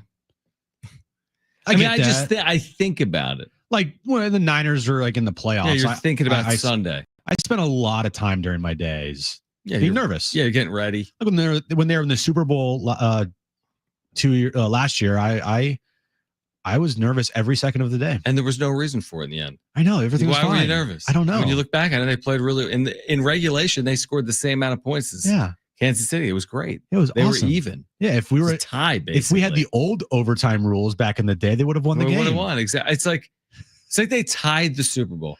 Is that how it's going to be remembered? I think did they put a banner up? They didn't lose in regulation. No, they tied in regulation. Yeah, they didn't have less points than the Chiefs in regulation. They had more points at some points of the game. They did, right? Yeah. Yeah. All right. Anyway, San Diego State, Boise State, Aztecs a slight favorite tomorrow at Viejas Arena. Jim Bowden's been talking a lot, all right? Former Major League Baseball GM. Everybody's been talking a lot about the Padres. Well, it's kind of talking season, February. Correct, yeah. That playing season is coming soon. This is still talking season. So Jim Bowden, this is an interesting take, all right? It's on Nick Pivetta. And did he and his agent make a mistake? Listen to this. So once they got the control person settled by Major League Baseball and Peter Seidler's brother was named the control person, that allowed him to be able to go forward with AJ Preller and give him some freedom to add a little bit of payroll. And of course, AJ had to get a little creative, $3 million signing bonus, $1 million up front on the $55 million deal to help them for this year. So he got creative to get it done, and the ownership gave him that freedom. Look, Nick Pivetta and his agent made a huge mistake. They were offered $20.9 million on a one-year contract, and they rejected it. How in the world do you reject that? And now he's going to pay the price. I mean, now the AAV is what, just 10 or 11 million a year, and you could have had 20 in the front year and then gone back in the market next year. That was a big mistake. So anyway, Pivetta did the right thing, which is you got to pivot. You got to admit you made a mistake. You can't cry over the mistake. You got to go out there and get the best possible deal you can get for the most money because you turned down 20. So he did that, and he's going to end up okay. He's in a good spot for the rest of his life here. Now, for the Padres, they get a back-of-the-rotation starter. They're not going to have Joe Musgrove all year, so he becomes that fourth guy, right? Dylan Cease 1, Michael King 2, Yu Darvish 3. Now Nick Pivetta becomes the fourth guy. And he's a guy that can win double digits. He can pitch 160 to 180 innings, which is extremely important this day and age. And he's going to do it at a good value. Now, I'm being told that although the Padres listened the entire offseason on offers for Dylan Cease and Michael King, I'm being told they never got an offer they liked. They never got an offer that they were considering. And that now they're ready to go and try to, win the division or win a wild card and try to get back to the playoffs. And look, this is something they can revisit in July if things go south and all of a sudden they're not a playoff team. They can sit there and talk trade at that point. But for now, it looks like that's going to be the rotation to start the year in San Diego. I have an opinion here that disagrees. I disagree, and here's why. It's a player opt-out. So he turned down a $20 million qualifying offer and now guaranteed himself at the very least $55 million because it's his option to take the $55 million, not the Padres. So he is guaranteed $55 million. The $20 million qualifying offer is more per year, but guess what? You can get hurt. I've watched a lot of baseball. And if that happens, you'll never touch the difference between 55 and 20 the rest of your career. He didn't take the 20. He's getting less per year, but he is guaranteed. There's no scenario in the world that will prevent him from earning $55 million for the rest of his career. And I take 55 over 20. Yeah. And if he does opt out, then it's a 2-year, $24 million deal. Still more than 20. Right. Regardless, he's going to get 24 million. Like if he gets hurt, well, then he'll get 55. He get 55. Yeah. If he does great, then he's going to make way more because he'll opt out. Yeah. So he's fine. He'll be fine. I get what Jim Bowden is saying. You know, you turn down one for 21 or 22 or whatever the qualifying offer was, and you could have gotten that up front. Instead, now, you know, you only get 4 this year, but you do get 19 next year. Right. I'd much rather be under a long-term contract than a 1-year deal, because what if you take the qualifying offer? Yeah, you get 21 this year, but what if you get hurt? Or what if you suck? This is the Saquon Barkley argument. You try to franchise a player at 14. I'd rather make 4 for 40. Right. You can blow out a knee. You can blow out an arm. Yeah, Saquon, that deal. I don't even know what it's like 3 for. It's one of the biggest steals in NFL But again, history. wouldn't you rather, like the same thing here? For our listeners, let's say you make $70K in a year. Okay, just throw it out. But you're not guaranteed to make more than $70,000. Let's say you made $70K in a year, but you could lose your job after 1 year. Wouldn't you prefer to make $120 over 2 years than 7? If your guarantee was $70K for a year or $120 for 2, I think a lot of people would take the security of $120. So I just see it as a security play. I don't think it's that bad of a decision at all, truthfully, for Nick Pivetta. He's guaranteed at a minimum $55 million for the remainder of his career. That's a good amount of money, and more than 20. And it's, good on the Padres. Credit to them, man. Credit to Preller for this one. Yeah. And if it works out, could be even better. So if it works out, what I really like about it is that second year. Like there's no opt out after year 1. Yeah, I'm sure that he turned that deal down expecting to get close maybe to 70 million total. Man, maybe, but I mean he's not crazy far off. 455, yeah, okay, it's low per year, but it's still $55 million. Ideally, say he's good for the next 2 years. Yep. Yeah, you'd want him to opt in, but he'll probably opt out if he's good. Yeah, and you take that. I'd much rather have him be really, really good for the next 2 years and opt out than not be good, and then opt in because he's not going to get a better deal than that and be here and just kind of being average. I agree with that. He's made $16 million in his career, and he just turned down 20 to guarantee 55 more. Again, if I get it. Like if I went to my wife and was like, listen, I can take 20 for a year or a guarantee of 55, I get it. Right. Let's go to the phones real quick. 877-767-4760. Dave, thanks for calling in. You're on with Jon and Jim. Yeah, Jon, Jim, thanks for taking the call again. Before I get to Nick Pivetta real quick, just ditto to your comments about the lack of energy and business acumen here in San Diego that has really screwed up and missed an opportunity to do special things like they do up in LA and Las Vegas. We've basically degenerated into a city where there's no business leadership. Like before you guys were born, we had business leadership here and political leadership that coalesced around these types of causes because they had the ability to see a much bigger picture. We don't have that now. We have a bunch of community activists that are running government, and their only interest is creating victims. So having said that, Nick Pivetta, for a 4th or a 5th line starter, is making a hell of a lot of money. Either way you cut it. And so Bowden, as usual, sometimes his mouth goes faster than his brain engages. And so, Jon, you're absolutely spot on about your assessment. And I hope Nick has a great season, and I hope he propels farther than what he's been projected. But for now, he's considered making a lot of money for his stats to date. Dave, we appreciate it. I mean, no, the truth is it's somewhere probably in the middle. I mean, yeah, he's making decent money, but there's a lot of number 4 and number 5 starters in the big leagues actually making more. Mm-hmm. There's a lot of guys who are making 15 plus that are 4th and 5th starters right now. But think about this. their number one starter is making 13.75. Yeah. Their number two starter is making 4 million. Now their number three starter is at 18. I'm talking about King's Cease. not making 4. That right? Well, Because he's guaranteed. What's he guaranteed? Because the second the season ends, he gets paid. What was it? He just settled for an 8 or 9, right? Yeah. That's I'm right. saying going into the season. Yeah, into the season. Into the season. Now again, he'll get 7 plus incentives, right? But you got 4 guys in your rotation right now that are all under 20 million. Yeah, which is hard to do. And you have 2 of them that could be a top 3 Cy Young, type guy this year. One of them was a top 4 last year in Dylan Cease. Michael King, I mean, honestly, probably had a better year than Dylan Cease. Right. That's a good point. So you got 4 legitimate guys that you are paying for that. You would think if you just show me the numbers, like, it's whatever. But 2 of them could be legitimate aces. Good point. Another one, Yu Darvish, who I feel very comfortable with anytime he's on the mound. Mm-hmm.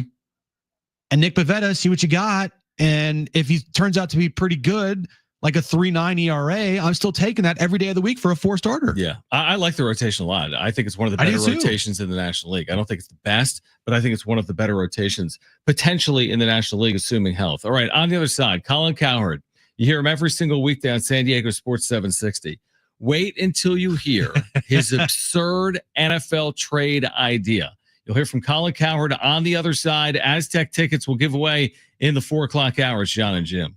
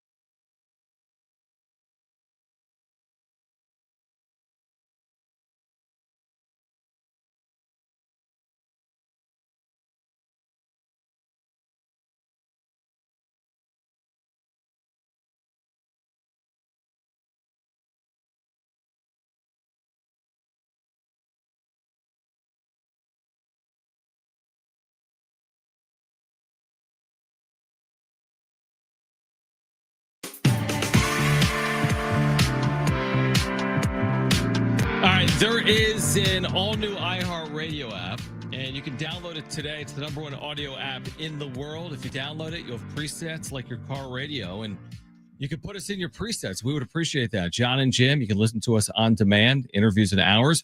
San Diego Sports 760, you can listen to us live. So make sure to download it. The all-new iHeartRadio app, available now in app stores. Are there apps? Is that how it works with Android? I don't know. I don't have an Android. Yeah, but I mean, someone does. The only person I know who has an Android is Marty. That's literally Does she it. really? I heard that Android's like 40% of the market. That seems high, right? Shouldn't be. Well, how often do you get a text from someone that's green? It happens a good amount. Yeah. At least 20% of the time. Like, are you serious? But most of my text messages are blue. Yeah, most. I agree. Yeah, that's how you know they're the market leader.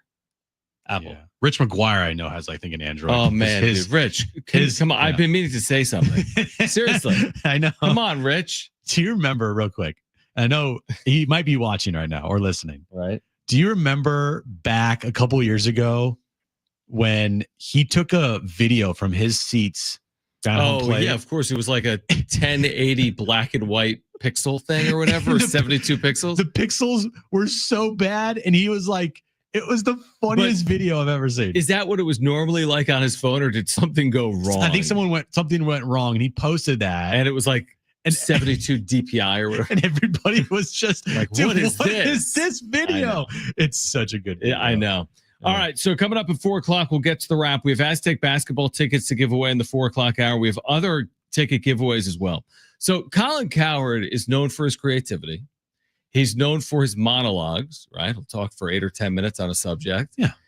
He's known for his hosting abilities. I mean, he's made a career out of it, right? At a very high level. Yes. He's also known for sometimes some ridiculous takes that then pop up on the internet for like each of the next 10 years. Oh, yes. My one of my favorite ones that has been resurfacing lately is the Ben Simmons LeBron take. I remember that. LeBron, we're good. Yeah, we're good. We got Ben Simmons. Ben Simmons is here. That is the most ridiculous. So, okay, let's hear from Colin Cowherd. An absurd NFL trade idea, and we'll react. So there is a quote this morning in an Albert Breer story that Matt Stafford, the big domino in this year's quarterback market is Matt Stafford. So I am going to propose something. I'm just proposing it. But I made a couple of calls yesterday, a couple of texts this morning. I'm going to propose something. Yesterday I was talking to a longtime NFL exec, and he said, this is not crazy. Okay. The Rams like Matt Stafford, but they're tiring of the constant quarterback talk. His wife saying things publicly. They're not real happy with Cooper Kupp. Going public was something they tried to keep quiet. They're kind of over Cooper Kupp and with that a little bit Matt Stafford. They like him, but they don't want to restructure his deal and give him a big contract. Meanwhile, the Giants do not like the quarterback class, and Brian Daboll, the head coach, and Joe Shane, the GM, have got to win or they'll be fired by Thanksgiving.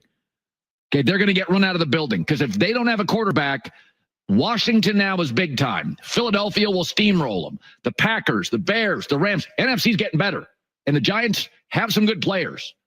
So they are going to make a move, I believe, on Matt Stafford. And the first person to talk about this on the air was J-Mac. I'm going to give him credit on this. He was like 5 days ago. So what the Rams want, I'm told, they want the Giants' first-round pick at number 3. So they probably want a first, a second, a first, a third, but you got to pay Stafford. If you're the Giants, you have to give him a new deal. They'll probably get a first and a fourth. But let's just talk about that number 3 pick. The Rams want that number 3 pick in the draft, because they're drafting way later.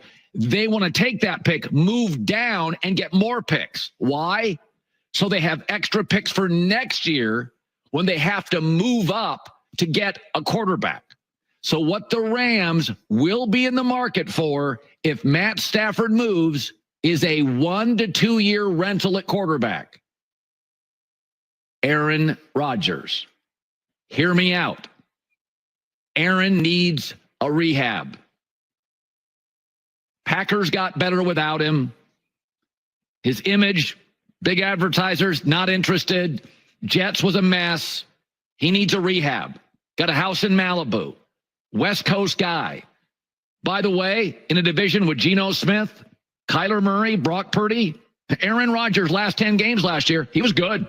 He was actually, and remember, that was with a third-tier coaching staff. Now he gets McVay, an established O-line, an excellent young defense. Remember, Matt LaFleur's brother is the OC with Sean McVay. Well, he's been in that system before. So Aaron. All right, Colin. Where Colin was wrong. It's not happening. The whole take was kind of bizarre, even where it started and the draft picks and Giants got to win right now or everyone's gone by Thanksgiving. Dude, they're screwed either way. It's one of those takes that you have when football season's over and you are in the dead zone. And it's All-Star weekend. And it's All-Star weekend and you don't talk baseball and you need to come up with some type of NFL discussion. And the Giants will never, and they would never trade the 3rd overall pick for like Matthew 1 year Stafford. of Matt Stafford. And not to mention, the last time I saw Matt Stafford on the field with the Rams, it wasn't exactly Matt Stafford as the reason why they didn't move on. Matt Stafford was good. I thought he was good against the Eagles. He nearly beat the Eagles. In the snow. They were like the 10-yard line going in, if not for a sack or two. I mean, no, I don't see the discontent he was talking about from the Rams' perspective with Stafford in the right now. You're gonna go get the 3rd overall pick. I don't think it makes sense anywhere. I don't think it makes sense to trade him to the Giants. It makes no sense for the Giants. I know you have no idea what I'm talking about, but while you were gone, there was his wife went on a podcast and started saying, some things about like Cooper Kupp being traded, and she's like, "We need to do this and we need to do that." And I was like, "Where's the we here?" Well, great. I mean, and I get it. Mahomes isn't Stafford. Mahomes isn't all-time great, but we put up with all the Mahomes baggage. Yeah, but his wife, you don't see as much, and especially from his brother as well. Like, I'm seeing his dad. Well, his dad I'm seeing his brother. I'm seeing things. Yeah, his dad's a little bit of an issue. Yeah. I mean, why are you fighting John Rocker? If you're winning Super Bowls, it's okay. Yeah. But when you're older and you're coming up on it and you're contemplating retirement, then it might become a problem. Sure. But anyway, the whole scenario, like this is the scenario that he has played out.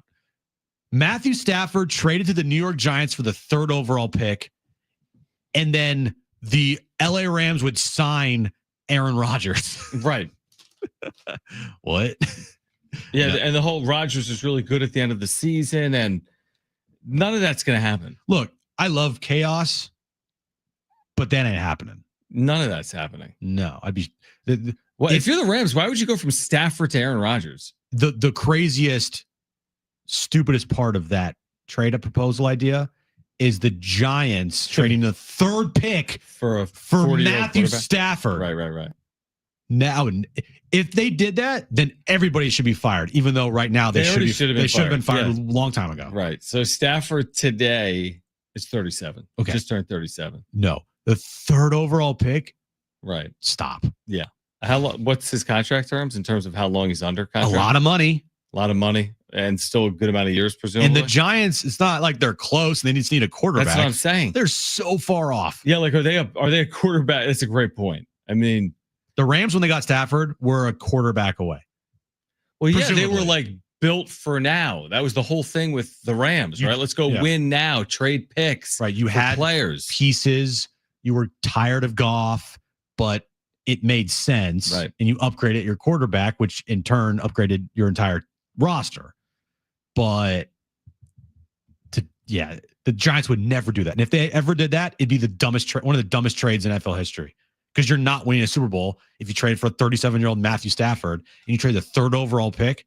No chance in hell. You don't think we'll be talking about that Tuesday when the deal is made over the weekend? No, John, I don't. The big Rams Giants. When Colin was wrong. Right. Yeah, you'll be hearing that throughout the season probably. He'll just not talk about it again. But that's the thing. He does. To his credit, he just avoids it. It kind of goes away. Yeah. Kind of like Teflon. There's some things that he owns up to. Yeah. But other things a lot of the things that he gets wrong, and it's a lot, he just like never talks about it honestly, again. Though, that's kind of the point of the job. I mean, he's offering an opinion. You're not going to get everything right. True. All right, we'll get to the wrap on the other side coming up in the 4:00 hour as well. Aztec tickets for Tuesday night against Fresno State. If you missed our conversation with Kevin Acee, we'll have that for you coming up at 5 p.m. Jon and Jim with you until 6. Stay with us. Hour 3 next.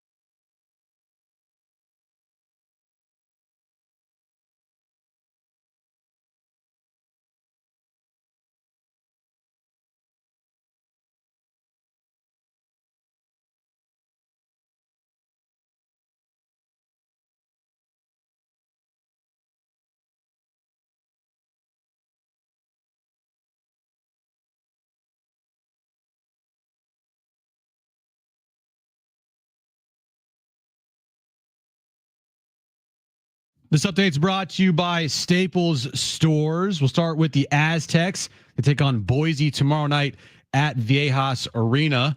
It's a big game, must-win game almost, as John Schaefer would say. 7 p.m. tip, 6 p.m. pregame right here on your home of the Aztecs, San Diego Sports 760. And looking over at the Genesis Invitational at Torrey Pines right now, Davis Thompson back in the lead.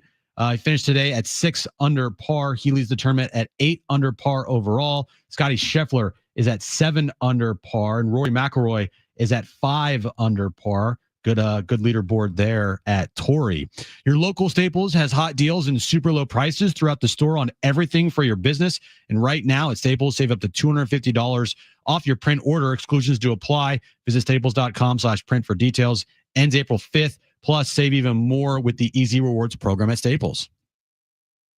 It's Jon and Jim to warm up that drive home. There's a strategy here on Valentine's Day, and I think the strategy is you buy red roses. 80% of the flowers today are red roses. Let me see this. Oh, my grandma would love there might those. be a rose in there. What did you get? What are those? Carnations? I don't know what these are, but I thought they looked pretty. Why did you go there as opposed to roses is my only question. Let's just start there. Because I know there were 80% of the flowers are roses. Now I'm second guessing myself. All right. This is not hard. Now, time for Jon and Jim. All right, San Diego and Southern California, what's going on? Hour 3, Jon and Jim. Happy Valentine's Day to our listeners. There have been some good Valentine's Day sports memes out there today. Oh, yes. Like the what's the color? Anthony Rendon yeah. one, which said, what did it say? You don't have to worry about me. I won't play any games. That is good. That is really good. There's a Matt LaFleur one too that says, "I'll waste all my timeouts for you." Love that. Love that. There's a funny Grady Dick one for the Toronto Raptors. Yeah, maybe don't read that one. No, it's they put it out, so it's fine. So it's cool. Yeah, let me just pull it up. There's the I'm a fun guy Kawhi from the Clippers. No, those are good. Hold on. Valentine's Day card. It says, you must be a rising star because you just dunked on my heart. Okay. From the Raptors about Grady Dick. But there are funnier ones out there that are probably a that little you more can't say on the radio. No. Okay. All right. Oh, is it? I don't think I could. Never mind. You're such an idiot. What? They're funny. They are funny. Look at how red you're getting. I can read this one. It's okay. Let me see what it says.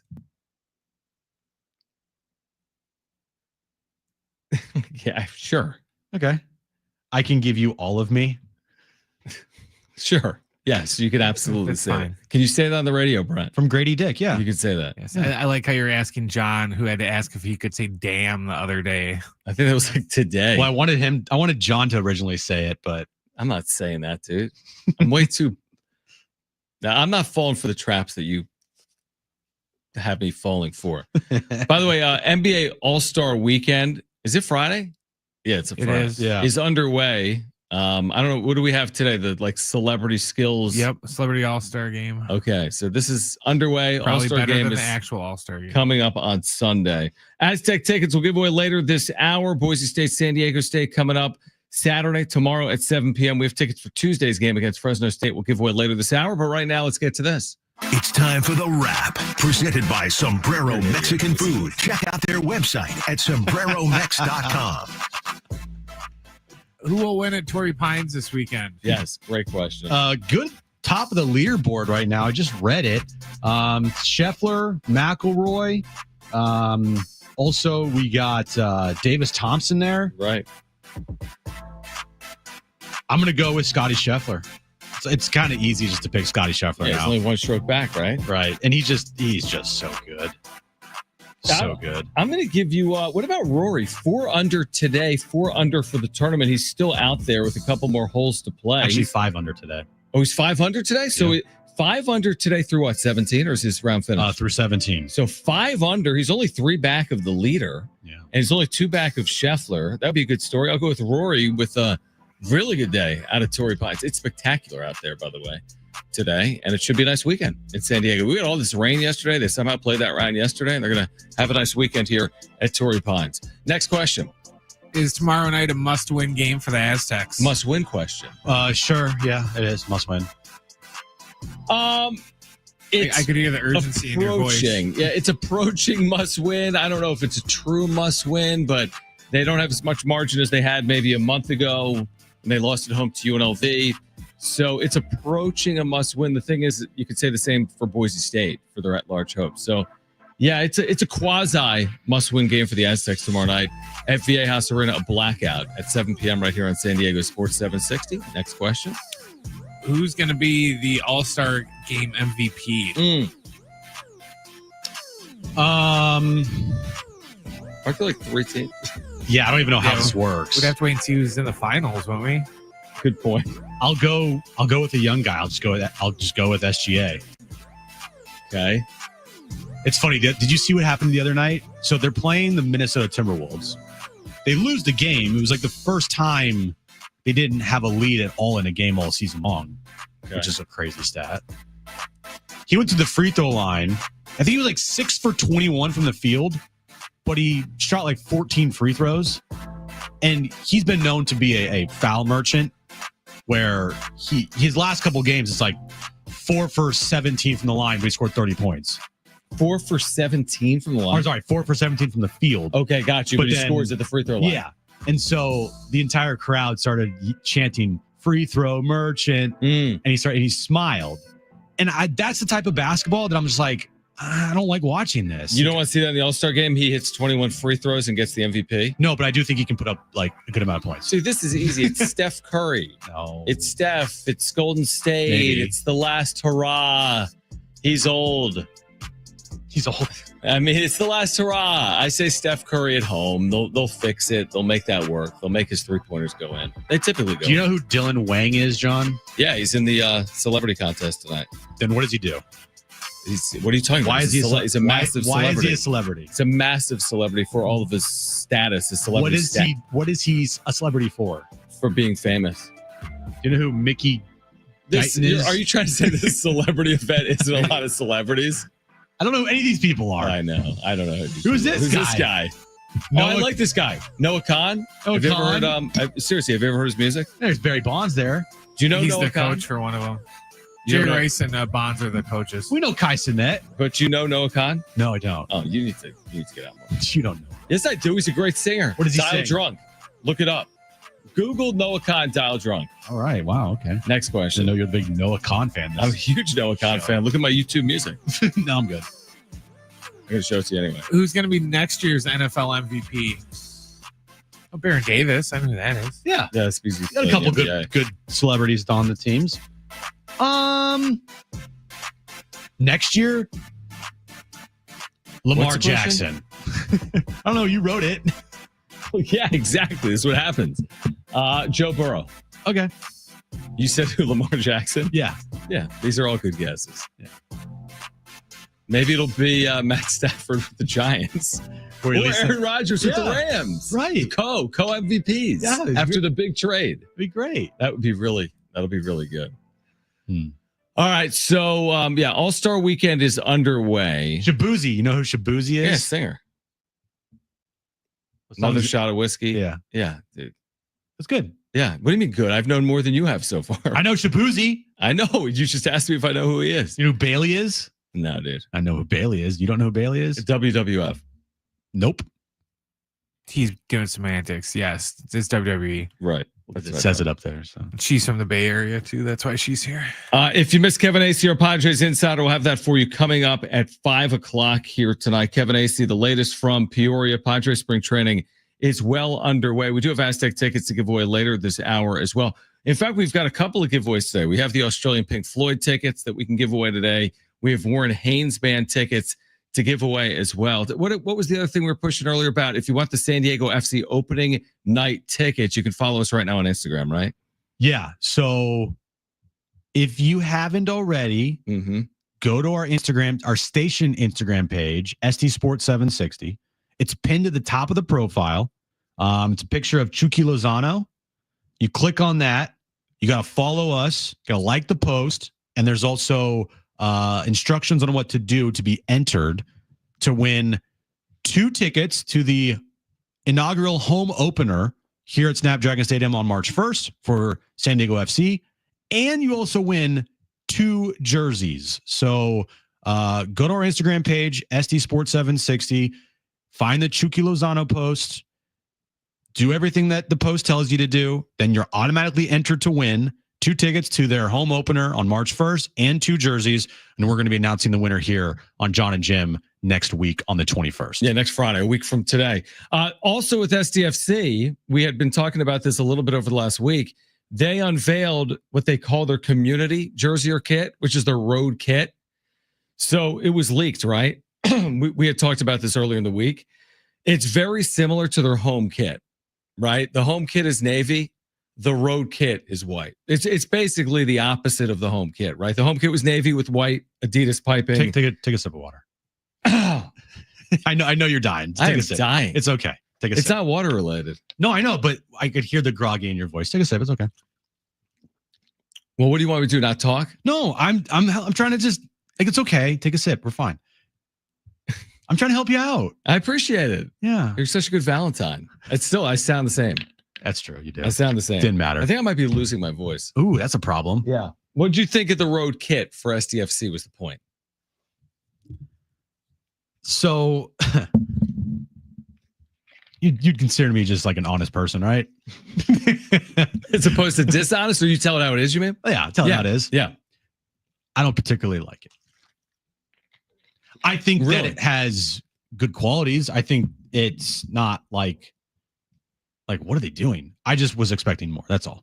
I thought there would be more. And it's their first kit, so that's going to change. But all white, navy, and maybe a little bit of like light blue in there. Darnay called it. Yeah, he's like, I would go with the marine layer, like colors, white to navy.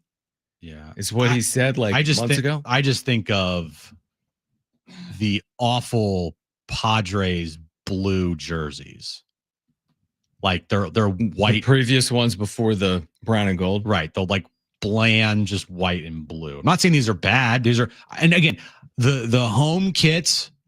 I think I might like the road more than the home. You got to see like in person. I feel like, and I like the home kits a lot. I really do. I think the home kits in person, they're good. I like the colors on the side. I like the simplicity of it. Now, maybe these will, grow on me more over time. And maybe once I see him in person, I'm like, oh, he's actually pretty cool. Like simple is more and sometimes simple is better. But on first glance, I'm just like, oh, that's it. I'm looking at the home compared to the road, the navy compared to the white. Mm-hmm. To be honest with you, I might go the whites over the navies. Really? Yeah. I mean, I think they're comparable because I think they're both simplistic. I do. I just wanted. You wanted some color. I wanted bright colors. Yeah. I don't know. Next time. Okay. Coming soon, right? Like maybe some designs. Well, what's the deal? What they say? You can't have a third kit until your 3rd or 4th year. You can't have an alternate until after 3 years. Gotcha. So they're set with these MLS two rules. Yeah. For 3 seasons. Now I think they can change their official home and road next year, but they can't have like an alternate. Like in the NBA, they have those like city jerseys, and the Padres have the City Connects, right? Yeah. Like you can't have those types of jerseys until after year 3. But you can, I think, change the home and road jerseys every year. You just can't have a third alternate. Gotcha. All right. Well, if you want to check them out again, you can see them at sandiegofc.com. These are the jerseys have now been posted for. Again, like, let me see. Hold on. I kind of like. I kind of like some of like the accents. Yeah. Yeah. I don't know. Again, I could be convinced either way. My point is, I don't think the road is that different from the home. Yeah, you won't be seeing the road because you're only gonna be watching them here at Snapdragon Stadium if you go watch them in person. Well, that's true. That if you're just watching them in person. Now, if you're the diehard fan that will travel with the team where they go, or if you just watch them. Yeah, well, I'm talking about in person. Yeah, exactly. So that's a good point. All right. Well, SDFC again has unveiled their home and road kits. You can check them out at sandiegofc.com. Enter to win those opening night tickets. You can follow us on Instagram at Sports. Are we Sports 760 or SD Sports 760? We're SD Sports 760. What are we on X? We're Sports 760. But on Instagram, we're SD Sports 760. Yeah, because quick Nice story, job, Jim. No, getting the quick story handles. before we go here. Some troll, when we changed the name of the station, I know who it is, created. You know who it is? Yeah. Created a SD Sports 760 Twitter account to steal it from us. So that's not why I created it. All right, on the other side, back to the Padres spring training on day 3. What AJ Preller might be looking to add. We have the latest. Plus, if you missed Kevin Acee, you'll hear him coming up at 5 p.m. We have Aztec basketball tickets for Tuesday to give away here on Jon Jim.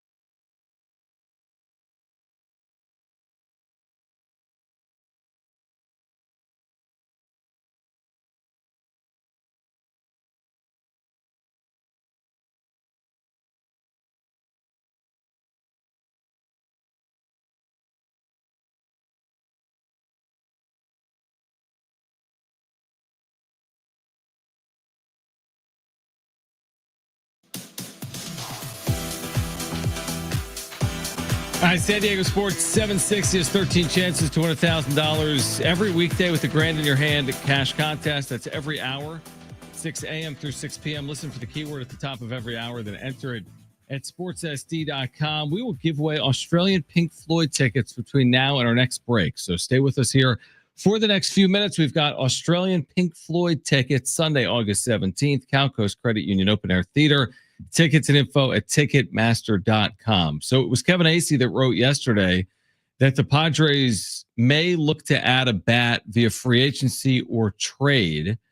There are some prominent free agent hitters still out there. We had Kevin Acee on earlier, and you'll hear it coming up in the 5 o'clock hour. But, even someone like Justin Turner or JD Martinez at this point of the offseason, maybe that becomes affordable or a possibility for the Padres. But AJ Preller apparently isn't done yet in potentially adding for 2025 is what we've learned from Kevin and what AJ Preller basically told the media over the last day as well. What if they don't get another bat? Oh, then I think just cancel the year.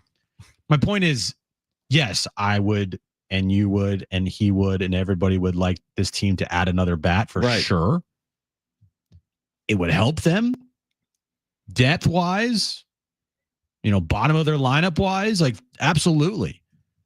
But if they don't get another bat, is it the end of the world? And that's a really good question. I mean, their lineup is pretty contingent right now on 1 through 4 being really, really, really good. So you probably could get away with that if 1 through 4, I'm talking about the Merrills and the Tatises and the Machados, right, are really, really, really good. But you would prefer a balanced lineup. You want 1 to 4 to be really, really, really good. But I don't know. Do they need more like the Jerks and Profar? Again, that season, I don't know if you're going to find that season from here on out. Probably not. You're not going to find that. But can you do better than, Jason Hayward every day or Eggy Rosario every day or Conor Joe 2 out of every 3 days? Like that. That's kind of the question. Can you improve your lineup? Not to the point of where it was a year ago, but can you improve it on where you are right now? It's going to be interesting to see what this lineup will be. Now, I've put Jackson Merrill in the 3-hole like all offseason. Right. Maybe they don't put Jackson Merrill there. Maybe they do go back and have Jake Cronenworth as your 3 and Jackson as your 5. Right. To try to stretch out your lineup. Mm-hmm. Like, I'm curious to see what Schulte is going to put down on the lineup card. Because if they did do a top 4 of Arise, Tatis, Merrill, and Manny, it's a great 1 through 4 to start with. Mm-hmm. But then, like you said, like when you get to 5, 6 hole, which are the part of your lineup where you do want some production. Obviously, you're not just going to put them there to do nothing. Xander hitting the 5 hole, all his first year, and he had like 50 something RBI. Mm-hmm. And then last year too, he had him in the middle and he didn't do anything. Right. So you do want somebody there that gets production. And last year, Jackson Merrill hit 7 for most of the year. They moved up to 6th, and he was fantastic. And it stretched out your lineup. Right. So are you going to put Jackson up into that 3 hole, or are you going to keep him closer to the middle, the bottom half of the lineup? What are you going to do? Because if you do have a top 4 heavy, it just creates unbalance, and you need to have the most balance you possibly can. 100%. Because here's the thing: you could have the greatest 4 hitters. We've watched enough baseball to know it doesn't work that way. I mean, the best teams have the deepest lineups. I mean, of course, along with the pitching, but the best offenses are complete lineups. Like, I'm trying to think about Hernandez is hitting 6th for the Dodgers. Yeah, exactly. Or like I go back to the Angels had at one point the 2 best hitters. There was a period in time where Mike Trout and Shohei Ohtani were like 2 of the top 5 hitters. That's not enough. And I don't think 4 batters at the top of your lineup, even if all performing, that alone carries you. I mean, I guess maybe through a regular season, if they're really as good as advertised, yeah, maybe that carries you. But you know how it works. You get into a postseason, you're taking out a more complete team. So, yeah, I think they're top heavy. I think we said that a lot over the years under AJ Preller. I think we said it less last year, and it paid off last year. They were a complete offense. They were like a top 10 offense all year long. They could be a top 10 offense with, black holes 5 through 9. No, they won't is the answer. So how would you build out the lineup right now? I would bat Merrill 3rd. Okay. Because I think like you need to graduate to being like, if you're taking that true step as a young player, he showed me enough last year for him to be getting the extra plate appearances, being in those spots more consistently, right? Isn't that what you prefer? If he's one of your best hitters, if he's a top 30 player in the sport, like MLB.com said, wouldn't Jackson Merrill be a 3-hole hitter as opposed to batting 6th? If he's a top 30 player in the sport, wouldn't he bat 3rd over 6th? For me, he would. Yeah, because you want to get the guy more at bats. So what's our top 5? I would say Arise, Tatis, Merrill, Machado, Bogarts is where I'm starting. Okay. What would you do to start? I would go Arise, Tatis. To lengthen out the lineup, I might go Cronenworth 3rd. Okay. Because he did hit 3rd last year to start. Hit 3rd a lot last year. He did. Manny 4th, Merrill 5th, Xander 6th, Eggy 7th, and then a combination of Joe and Hayward 8th and Diaz and Campy 9th. I don't have a problem with Jake Cronenworth hitting 6th. I don't either. Or 7th. But then if he does hit 6th or 7th and he does go into slumps and he doesn't have good production, then you are really having the bottom of your lineup be really bad. Right. So who'd you have 6th? I had Xander 6th. Wouldn't we say the same thing a little bit about Xander that we would say there about Jake? Yes, but I've seen Xander in the 5-hole and not come through too many times. I agree with that. Through the first 2 years here. Right. And I just have more faith in Merrill than I do Xander to drive in runs and put together a better at bats. And you can get a good amount of production from the 5-hole that you need.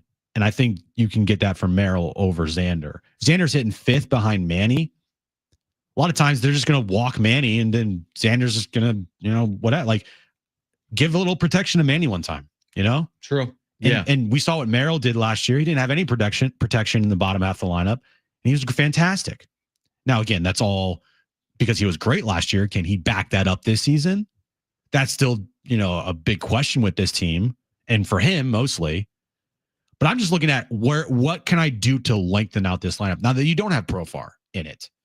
And that's kind of what I look at is that they can do that because they did hit Cronenworth a lot at 3rd last year. So you would have Merrill where? 5th behind Manny. Yeah, I get the point to protect Manny. And if he's 3rd, that's great too. I'm not going to argue that. To give Manny protection. I mean, that maybe does make more sense, truthfully. Yeah. And Merrill has that real legitimate raw power. And you do have he can hit. And you do have, lefty, righty, lefty, righty, Right, lefty, righty. too, yeah. And that's something you can do there too. It's nice. Yeah. All right. We can discuss more on the other side. Plus, right now, first caller, you're going to see Australian Pink Floyd Sunday, August 17th. Just call 877-767-4760. That's 877-767-4760. 2 free tickets to see Australian Pink Floyd Sunday, August 17th. Cow Coast Credit Union Open Air Theater. Call 877-767-4760 if you want 2 free tickets. First caller is going 877-767-4760. More on that in a moment. Plus Aztec basketball tickets to give away later this hour. Kevin Acee at 5 p.m. It's Jon and Jim.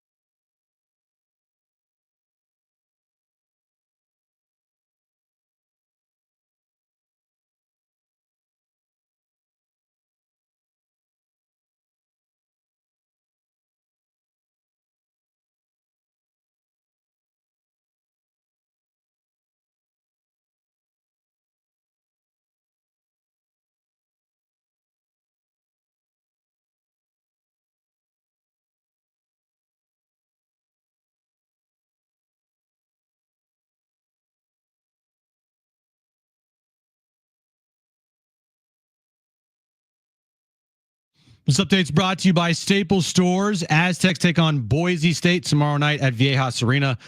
7 p.m. tip time, 6 p.m. pregame right here on your home of the Aztecs, San Diego Sports 760, and the Genesis Invitational happening right now at Torrey Pines.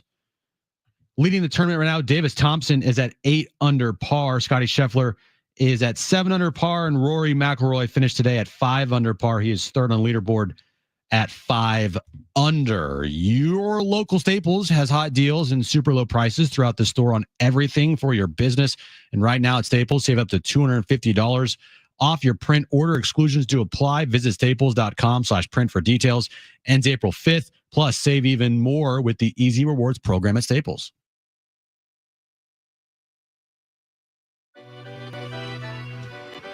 All right, we have Aztec basketball tickets for Tuesday night to give away later this hour, so be listening. We'll tell you when to call. That'll be at some point in about 10 minutes. And if you miss Kevin Acee, you'll hear him at 5. If you were worried that Inside the NBA would be different on ESPN, remember the iconic Turner TNT show. TNT Turner no longer have NBA rights, but the show is being leased to ESPN moving forward.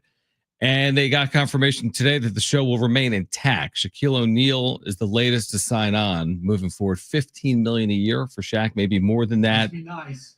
Your mic's off, you idiot. Must be nice. Over 15 for Shaq. Barkley is already on board. So is Kenny Smith. So is Ernie. So, there was some talk about, okay, they'll keep it, but will they keep the same names? Is it going to look and feel differently? Are they going to add Stephen A. Smith? Because of the ESPN influence? No, it'll still be in the Turner studios. It's still going to be the same show. Now, Turner doesn't have the games, but the show will go on. Good. It'll be on ESPN. Good. And you're going to maybe lose out on that great pre and post game commentary that's currently on ESPN with your boy, the former GM of the Warriors. Oh, no. That show is really bad. It's bad. It's amazing how big the difference has been between Inside the NBA and its competition. What I don't understand is why these shows thinks more is better. When you get the 6-person studio setup, it is. They're going 6 and 7. What are we doing? Yeah, we don't need 7. No, we don't need maybe 3. We don't even need 5. We don't need 4 that's tops. what I love about Shaq. When he speaks, you listen because he's not constantly talking, and it's only a 4-man crew. Well, it's great because Ernie is he moderates everything, so he drives the bus, and then you got Shaq, Kenny, and Charles, and they just go back and forth. Now I know on ESPN they have Malika Andrews. She's like the Kenny there, and they have a revolving door of like former WNBA players and Kendrick Perkins and Greenberg and they also have he's the host. Yeah, Bob Myers. Yeah. Like I think it's terrible. I don't think Bob Myers is good at that job. I think Stephen A. in that setting, it's forced. Yeah, it's forced. Kendrick Perkins is not somebody that I'm like running to my TV set to listen to ever. Yeah, boy, that's a really good point. I want to hear what Shaq and Kenny and Charles Barkley have to say though. You're going to get to. Good. Thank Moving God. Forward. Did you hear last night? We can't play on the radio. But I did. I know exactly what you're going to say. Last night, they're going to break. Or they might be done. Yeah. I think they might have been done with their coverage last night. And it's like the kickoff to All-Star NBA weekend in San Francisco. And let me pull it up here. As they're going to break, Shaquille O'Neal says this. All right. There we go. He says, in the words of Marshawn Lynch, I'm tired of this blank America. We getting fired anyway, Ernie. F it. And he doesn't say F it. He says the whole word. And he says the whole S word as well. Live on TV on cable. And I was like, oh, dude. And 12 hours later, they announced an extension at $16 million a year for Shaquille O'Neal. I'm glad. Yeah. Why? That's the one thing about television and like FCC. It's like people don't talk. People cuss a little, right? That's not how people talk.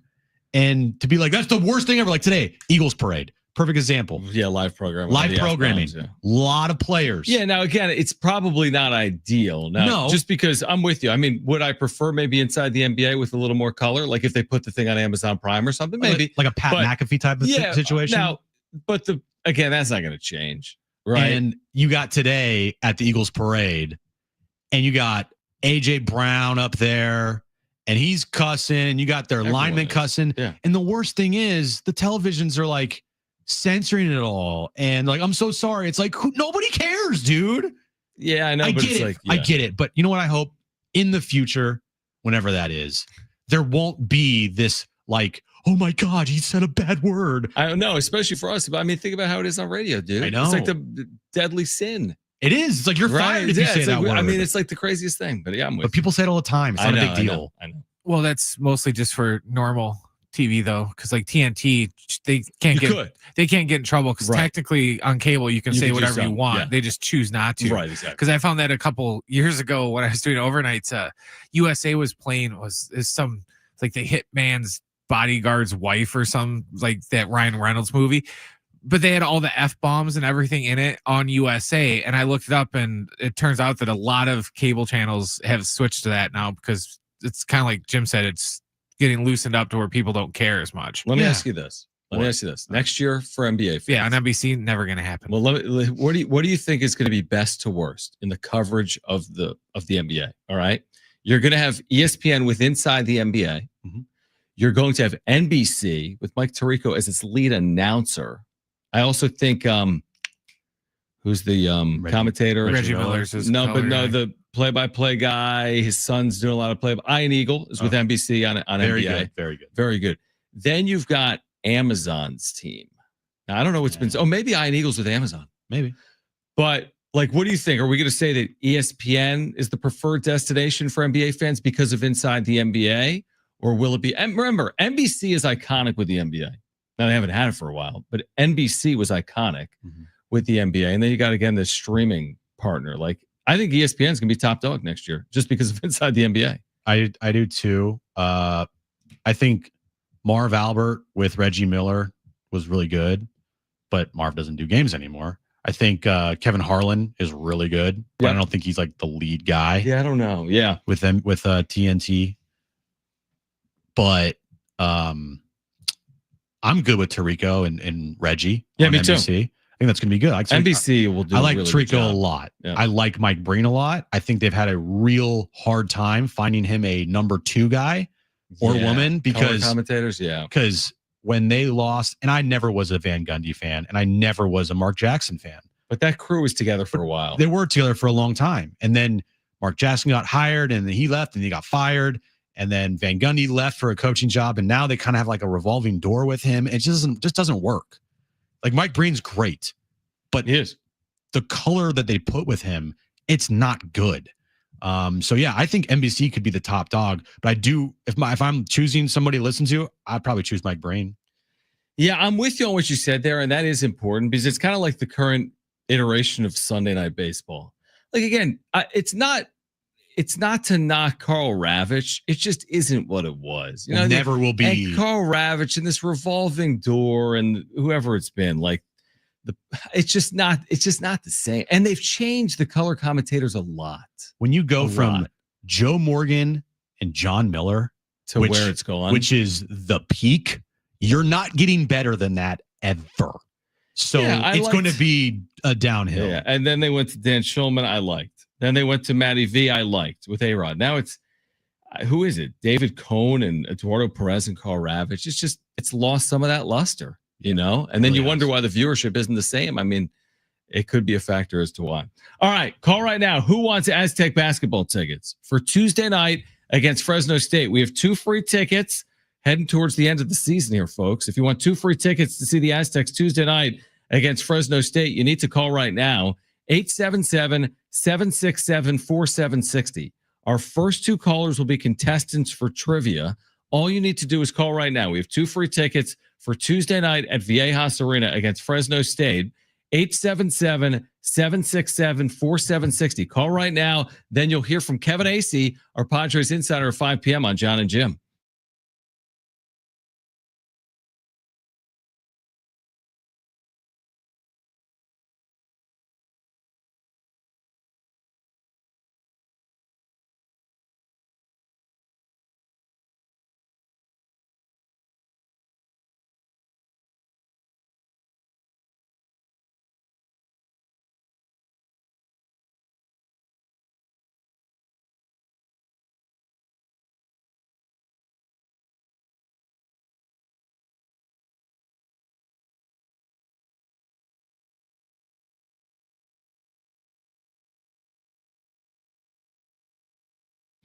All right, what could you do with an extra $75,000 like right now, or even a couple $100,000?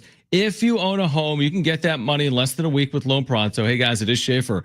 Loan Pronto is the leader in quickly converting your home equity into cold hard cash, so you can pay off all your credit cards or start that home remodel. Loan Pronto has several easy options to let you access the cash from your home. Virtually no paperwork or cumbersome process, no junk fees, and often no appraisal. Listen, the average homeowner now has over $300,000 in equity. That's your money. Use it. One client got $150,000 out, paid off all their credit cards, 2 car loans, a personal loan, cutting their monthly expenses by $1,500. You can get approved in as little as 1 day. So act now with no hard credit pull up front. LoanPronto.com or 619-207-4336.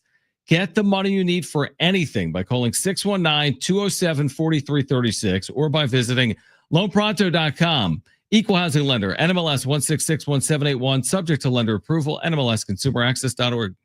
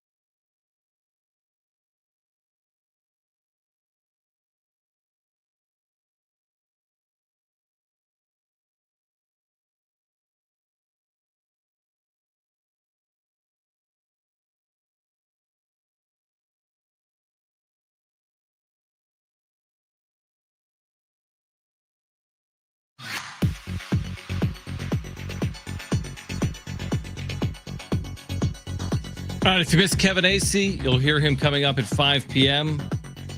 Day 3, Padres spring training, 1 week out from the Cactus League opener. You know what they say. Is the season almost there?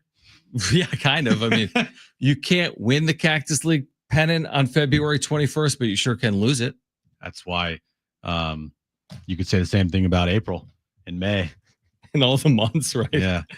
Yeah. And the start of this season, you know, we I guess see people and they're like, it's fine, just wait till like the halfway point before you start evaluating a team. Like, no, you know how important these games are going to be?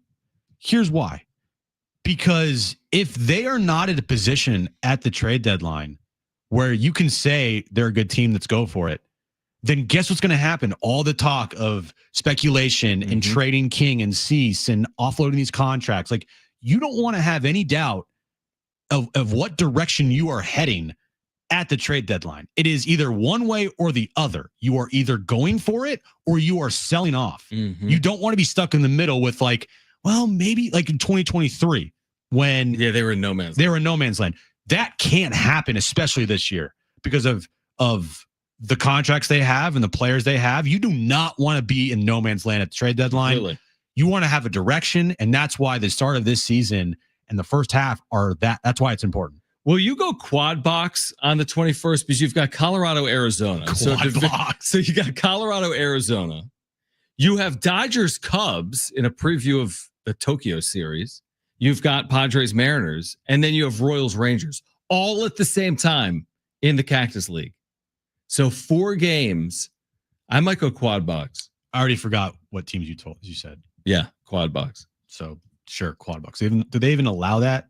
No, with all their stupid blackout rules. Are these games even televised? Probably not. Some of them are. They put out their broadcast schedule. Remember yesterday. the first televised Padre game last year? No, you don't remember when that? when they were down 9-0 to the Dodgers in the first inning. Joe Musgrove had like 10 runs. It was awful. It was like 16 he to lasted 3. like a 16th of an inning or whatever it was he lasted. So bad. Like, there goes there's that the season. It kind of maybe a precursor, unfortunately. Yeah.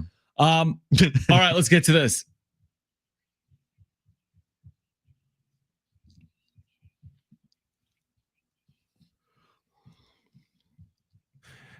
All right, 3 questions, 2 contestants, 1 lifeline. Today's 2 contestants, we have Sergio and we have Mike. Sergio, you called in first. You have your choice of John or Jim. Who do you want to go with? Let's do John. All right, Sergio and John. Mike, that means you get Jim. Are you okay with that? Oh, for sure. All right, cool. Sergio and John, Mike and Jim. Brent, question. All right, guys, the NBA All-Star Game is Sunday, or at least some form of it. Today's question, did you know that there are 10 players who have scored 200 or more career points in the All-Star Game? Today's question, name any of those 10 players with at least 200 or more career points in the All-Star Game. All right. Jim. Oh, you're up first, Mike, but we're going back I love how and Mike forth. jumped right to OT right away. Yeah. Let's explain the rules for Mike. Oh, So just wanted to confirm. yeah, Mike will go and then Sergio will go. We'll go back and forth for 3 rounds. Yes. So, Mike, you're up first. What is your first guess? You do have a lifeline if you want to use it. LeBron James. LeBron James. Probably good guess. Yeah, it's almost surprises me. Yeah. Sergio, you're up next. What's your first guess? You do have a lifeline if you want to use it. I'll go ahead and use my lifeline. Ooh, right away, John. What do you got? I will give you, this is 200 a career, not one game. I'm sure this is about 201 game with the recent scores. I would go with Kobe Bryant. Kobe. Let's do it, Kobe. There we He go. probably came close to scoring 200 a game. Mike, back to you. What is your second guess? You do have a lifeline if you want to use it. He probably took 200 shots. Shaquille O'Neal. Shaquille O'Neal on the list. Wow. Sergio, back to you. What is your second guess? You do have a lifeline if you want to use it. I think I already used my Sorry, lifeline. you already used your lifeline. My bad. You don't have a lifeline. This is all up to you here. What do you got? Steph Curry. Steph Curry? Yeah. Oh. I told you, Jim. He sucks. Mike could walk it off here with the correct answer. Mike, what's your guess? You do have a lifeline if you want to use it. Go with Kevin Durant. Kevin Durant. And that's the for winner. the ball game. That's the winner. KD. That's a winner. Walk-off winner. Are you surprised Steph Curry has not scored 200 points in his 60 All-Star games? A little, because he was this All-Star Game MVP a couple years ago. He scored like 40. So. How many points has he scored? Do you have Steph on that list? There's a couple guys that are going to cross the list this weekend. Okay, let's hear it. Because Giannis is sitting at 199. Dude, that was my guess too. Oh, Steph is at 196. Westbrook to make it this year, but he's at 194. So yeah. So Giannis and Steph will probably go over You 200. think Giannis this will week. score a point? Probably. Or Steph will get 4? Well, Giannis isn't playing actually, so Then he might won't. not get a point. Yeah. But Steph could get 4 at home. Yeah. Those sound like prize pick things. Are the stats going to change now that some of these guys are playing multiple games? I don't know. Who even knows? Who's on the list? LeBron's number 1 by a lot. He's got 434 points. 2 is Kobe. Jeez. He's got 290. Then KD. Jordan is 4. Kareem is 5. Oscar Robinson is 6. Bob Pettit is 7. Dr. J was number 8. Elgin Baylor was 9. And then Shaq was 10. Great list. Great list. All right. All-Star game is Sunday. Kevin Acee is our Padres insider. And if you missed him earlier, he's back with us on the other side discussing the Padres' need for a bat, their payroll concerns, the addition of Nick Pivetta, and more. You'll hear from Kevin Acee on the other side. Plus, we've got Warren Haynes band tickets to give away in the 5 o'clock hour. Here until 6, Jon and Jim.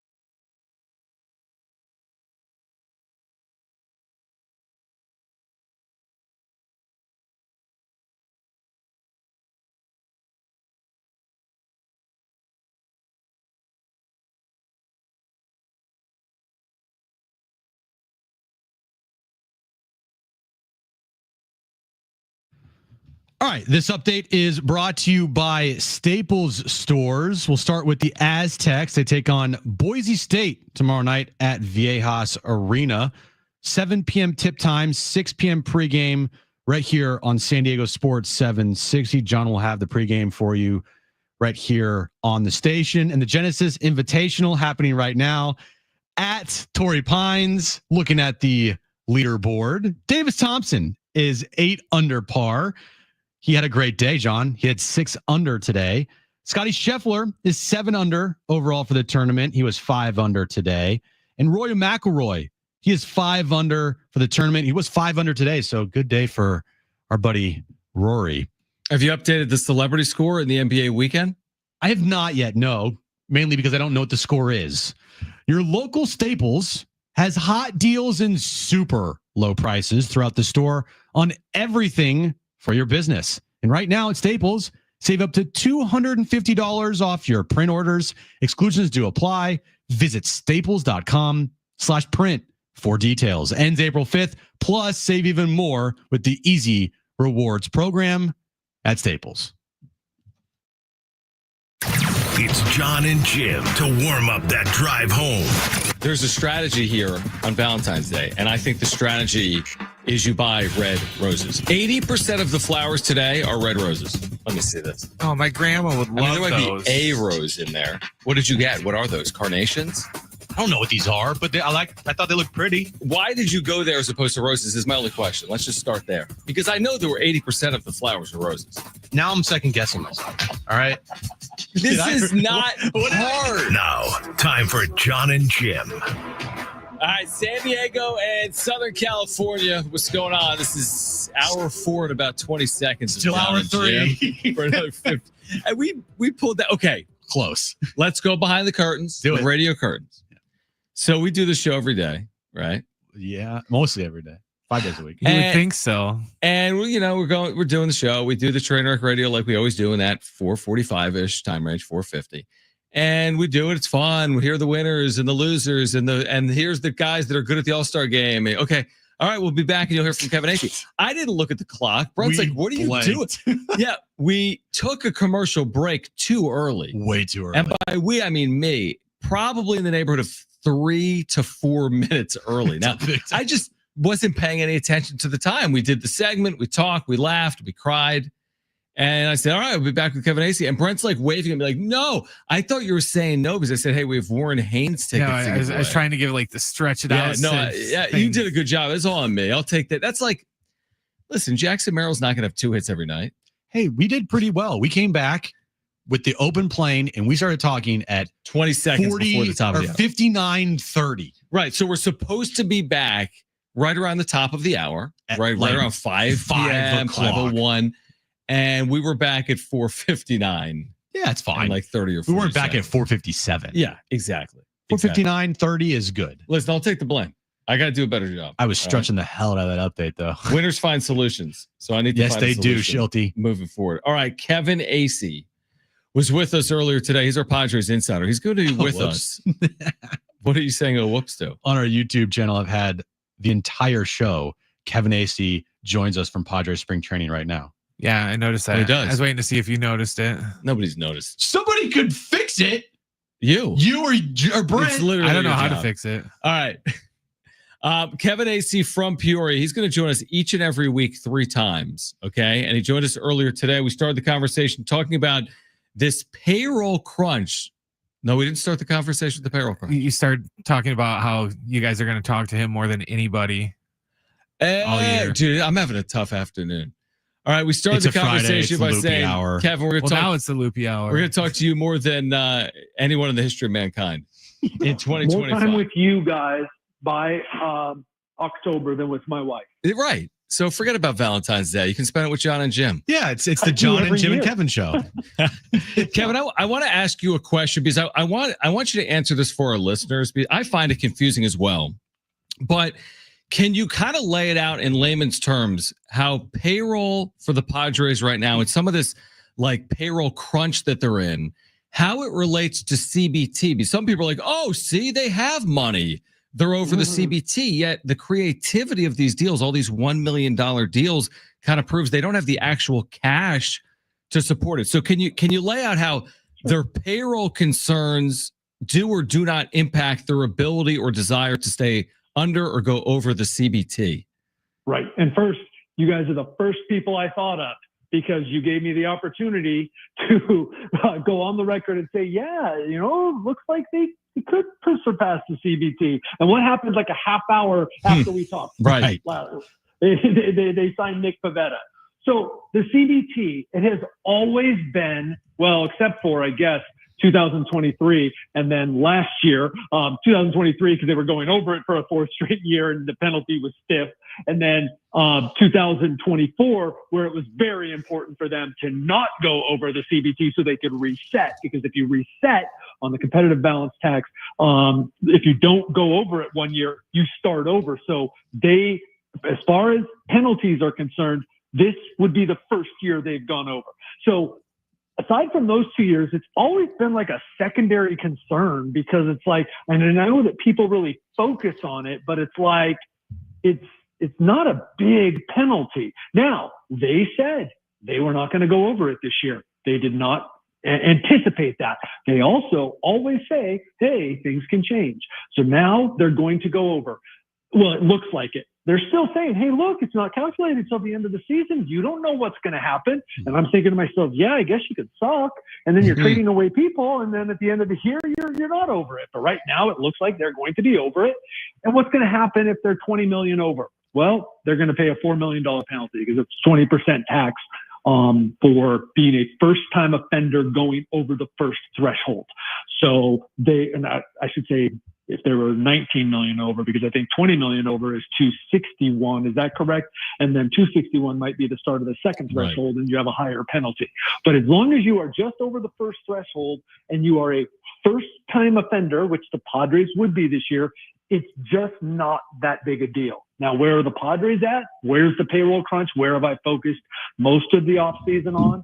It is the cash on hand. When was it most apparent, like in our face, that there was, I don't want to say an issue. I don't want to make it too dire here. A lot of teams are looking to do this, but the Padres instead of agreeing with Michael King right away, it looked like they might go to arbitration. When they finally agreed with him on January 31st, it was a very interesting contract that deferred $3.75 million of his $8 million salary, or $7.75 million salary, until after the season. They put it in the form of a bonus on a mutual options. I think the last one to have been triggered was like 2009. Mutual options do not happen. So they're putting off paying $3.75 million. They're putting off paying $2 million of Elias Diaz's $3.5 million contract until after the season as well, in an option on a team bonus, which he's not going to get because it's for $7 million.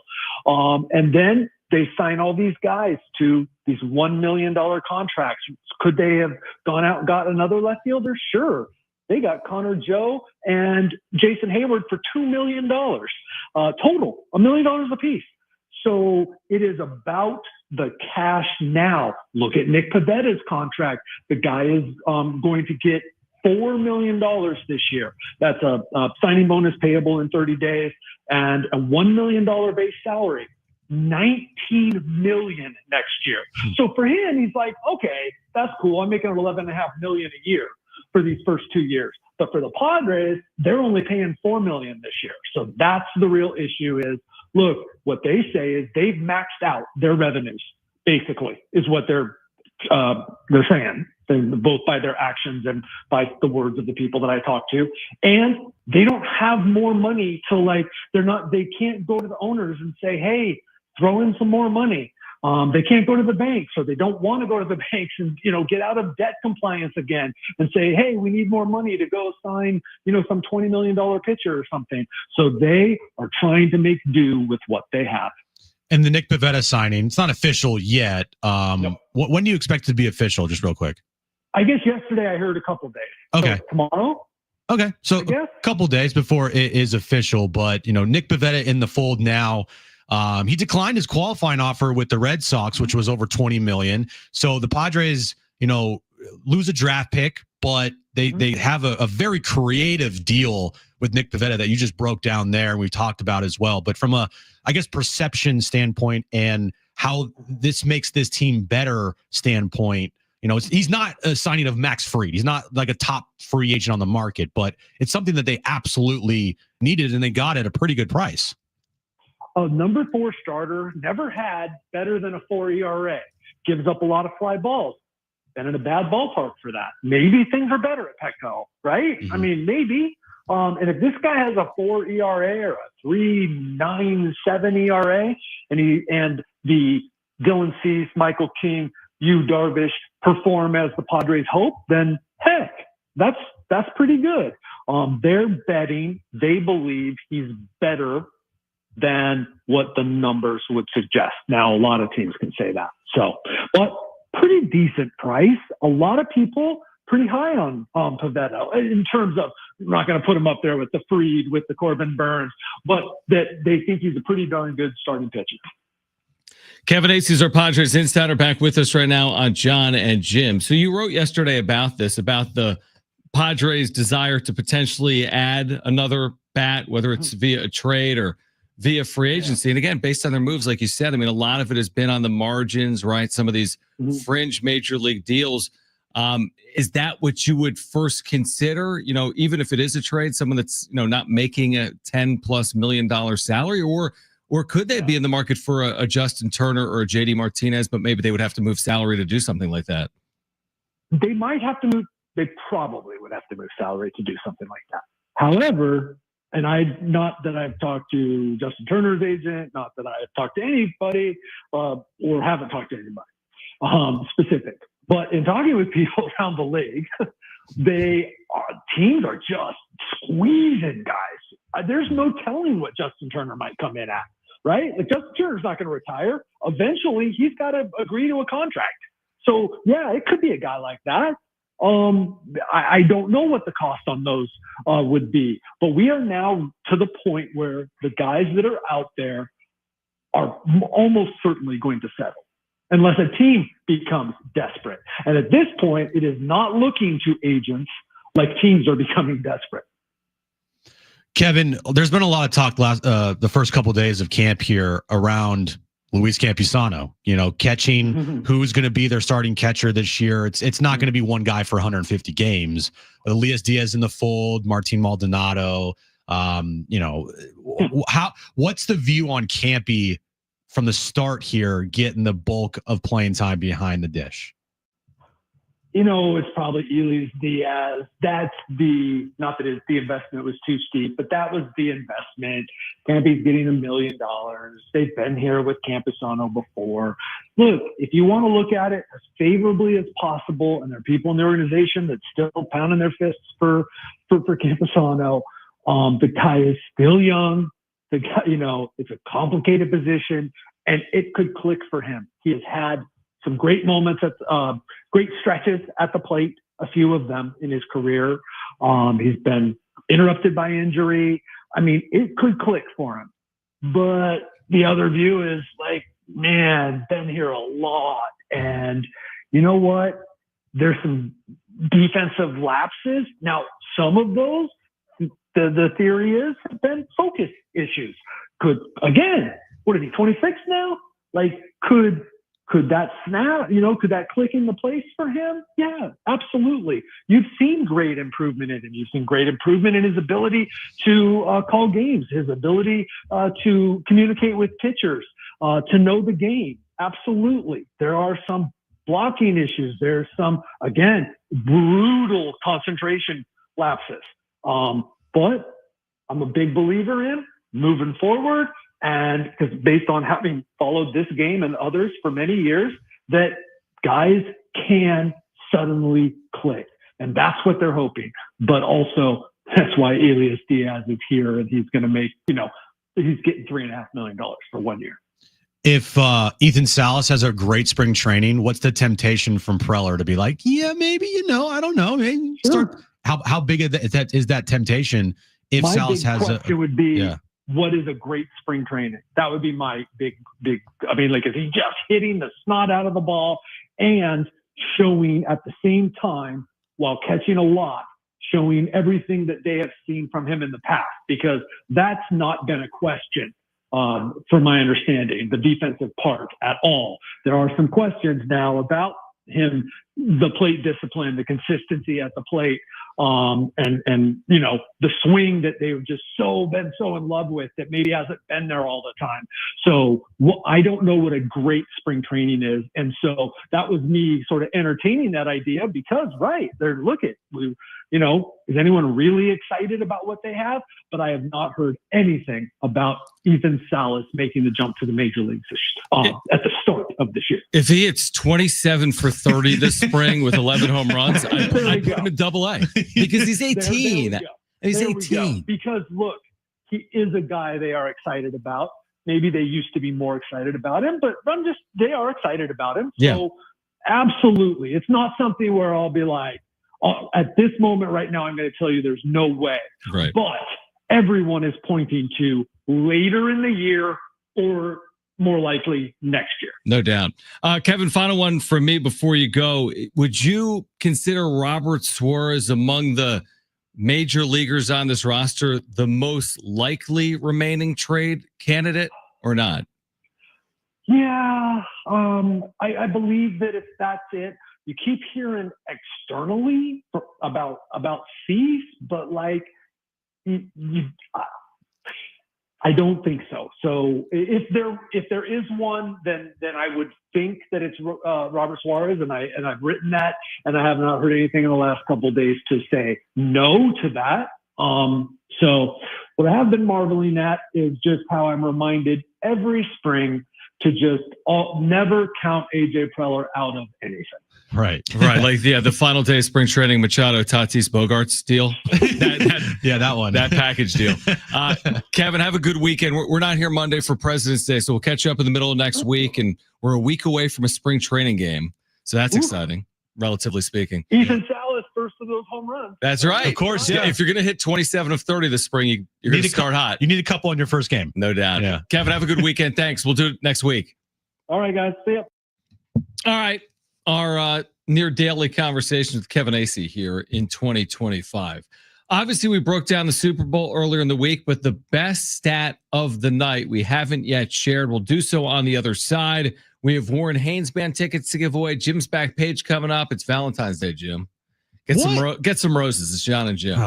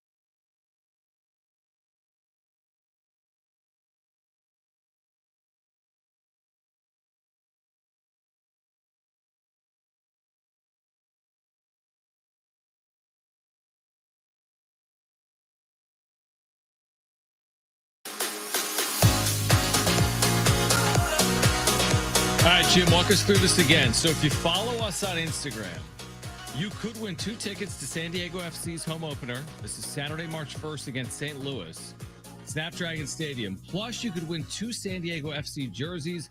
All fans in attendance opening night will receive a scarf, courtesy of DirecTV. Now, to win, you need to follow us on Instagram. We're at SD Sports 760. SD Sports 760. Drop your name, neighborhood, and who you want to bring to the game in the post.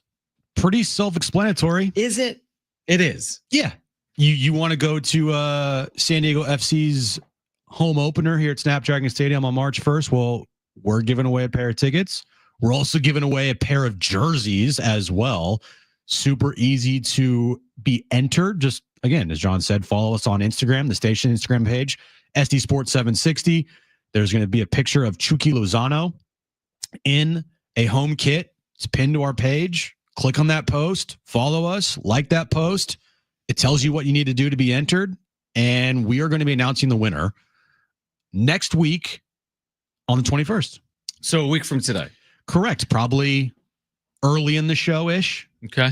But we will be announcing a winner next, was it Friday, I guess? Next Friday, a week from today. Open up your Instagram app and go to SD Sports 760 for a chance to win. Follow us at SD Sports 760. I'm sure you saw this on social media. You've been on social in the last day. What is it? The note that Kendrick Lamar had 3 times the I didn't see this rush yards than the Chiefs. So he covered 145 yards during his 13-minute halftime performance, which actually surprised me. About 500 feet was his movement. It was tracked. And he covered about 145 yards. The Chiefs ran for 49 yards in the game. And didn't Mahomes run for like 25 of those? I don't know the answer to that. I think Mahomes that is their makes leading sense, rusher. though. That makes sense. Yeah. But I mean, they Checo, didn't run the had ball. Like 10 yards. I think they had 7 attempts. Yeah. It was bad. I mean, they just had no plays in the first half. If you watch this game, I looked up with 5 minutes to play in the second quarter. They'd run 10 plays or something like that. Did you see? I don't think you did, because I didn't see this. Yeah. That's funny. That's a funny little it's stat. funny. I mean, yeah. You know. The are they called bell-bottom jeans? Yeah, like the wide that Kendrick was wearing. Mm-hmm. I want you to guess how much those jeans cost. Maybe like $39.99. You know, jeans. They were like 10 grand. Old They're Navy? like Gucci's or something. Brandon's correct. They were $10,000. And were they Gucci? Here they are, right? They're like here. some big brand. Yeah. I don't know if it's Gucci, something like that. Yeah. Sea Line. Okay. Marco jeans in steel blue wash denim. 10 grand? $10,500. Available for retail at that price? Like I can just go online. You see them. Yeah. What'd you call this company? Sea Line? You mean Celine? Oh. I don't know. Celine. Sea Line, Celine, whatever. Oh, am I supposed to know this? I mean, it's just a name. Am I supposed to know this? Kind of. You brought it up. I don't I care. assume it's Celine. Who cares? Celine does. The owner of the company. You know what? Are you going to buy those? I want to see you rock those on Tuesday after President's Day weekend. How was Valentine's Day? Oh, wait till you see what Aaron got me. Yeah. Rocking your bell-bottom, dude, gold-plated jeans. I got her not roses, and I got 10 grand. Sea Lion Celine. Dude. Sea Line. Dude, Kendrick's got some. It's been a good year for Kendrick Lamar. Has it not? I think he's got some money. He got all the Grammys. He had the halftime show, most watched ever. And he rushed for more yards than the Chiefs did. Yeah. He's going on tour. Yeah, that's great. He's had a nice year. Very, very nice year. Now, yeah, he's had a nice year. That's basically the point. Yeah, it is. All right, so I forget where we were going with that. I was just saying, it's an interesting note. Again, coming off the Super Bowl, like it wasn't a great game. If you're not an Eagles fan, if you're not a Chiefs fan, there wasn't a ton of motivation there to really keep the television on with like 6 minutes to play when it was 40-6. So, like, again, Philadelphia today, what did you say? 1 million people? Yeah. Over 1 million? Over 1 million. There, yeah. Over 1 million people at the parade. They're second in 7 years. Everyone's having a great time. Yeah, I mean, again, I go back on this Super Bowl. I'm trying to think. And there have been other games like this. We talked about it before. The fact that it was the all-time most viewed Super Bowl is pretty incredible. Because if you watch that game, I mean, that is not the most compelling football game I've ever watched. In fact, it was basically the opposite of that. Yeah, and in what, 10, maybe 5 years from now, it's not going to be a game that you think of off the top of your head. Maybe just because as one it's halts a dynasty potentially. Yeah, 'cause changes a guard. it is the best quarterback in the league. Eagles are a huge brand. Yeah, and it's just because Mahomes looks so. I mean, pedestrian's not even the right word. I mean, he looked bad. Because I'm trying to think. When you think of Super Bowls, how long does it take you before you get to Broncos Seahawks in New York? A long time. How long does it take you to get to? Trying to think of one that was a blowout. Lopsided. Yeah, let me think here. Recent memory. Tampa Bay, Kansas City. Tampa Bay, Kansas City. Yep. Yeah, another one there. But you bring up a good point. Like I'm just like even that Patriots Rams 13-3 game. Remember that? Oh, game? dude, I come on. That would take me a long time to remember. But you're right. I mean, that's like we just named. Okay, this weekend was bad. We just agreed with. We said Bucks Chiefs wasn't great during COVID. No, we said Pats Rams wasn't good in 2019. I mean, 3 like the last 6 or 7 have been pretty blah, right? Yeah. That's since 2019, those 3 games. And that's fine. Look back in the 90s and the 80s. They were terrible. They were games. awful Super Bowls. Yeah, there was that run though. Oh, you're right. Seattle, Denver, 43-8. Give me a break. What about the Broncos and Panthers Super Bowl at Levi Stadium? Super Bowl 50, 10 years ago. That was... It wasn't a blowout. 24-10, but you're right. It wasn't also like particularly close. When was the run though where like every game was unbelievably compelling? Well, the last like 4. Well, Not 4 in the really, last though. 5. Yeah. Yeah, 2019. No, you're right. The Niners Super Bowls have been compelling. Oh, they all lost them. Well, no, they won them before you were alive. Wait, they lost 31-20 at Hard Rock?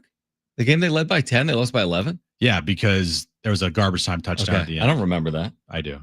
Actually, I don't because I stopped watching. Story of your life. Rams Bengals was really good.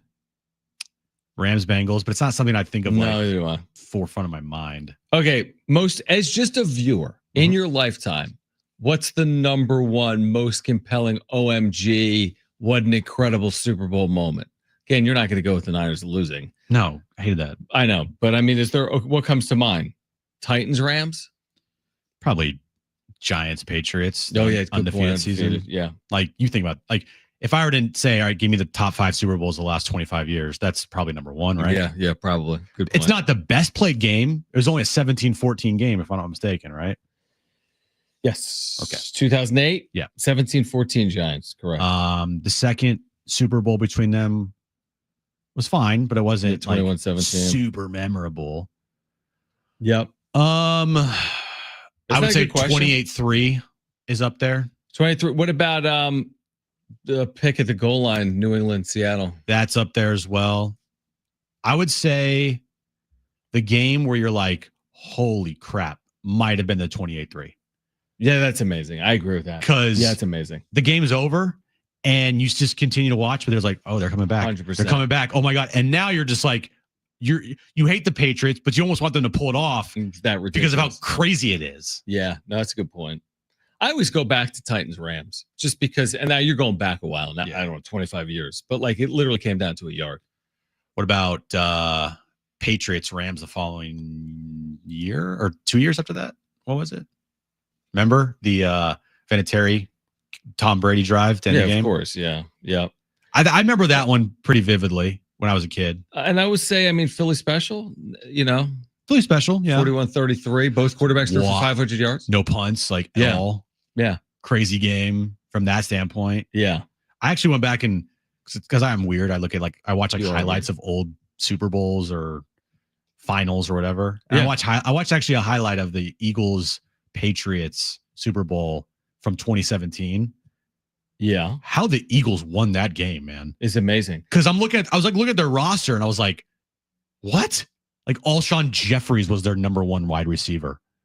Nick Foles was their quarterback. I know. That's amazing. Had Zach Ertz, who probably was their best player, one of their best players, as their tight end. Yeah. Now they had a good defense, but you're going up against Brady and Gronk and Edelman and Welker, and they won that. No, that was not Edelman. It was who was it? It was Gronk and Aaron Hernandez. That's who it was. Aaron Hernandez? Yeah. Was playing then? Yep. He was on that team. In 2018. Yeah. Wow. Wow. All right. Your most memorable Super Bowl. Oh, Super Bowl. 70470. Start it with team.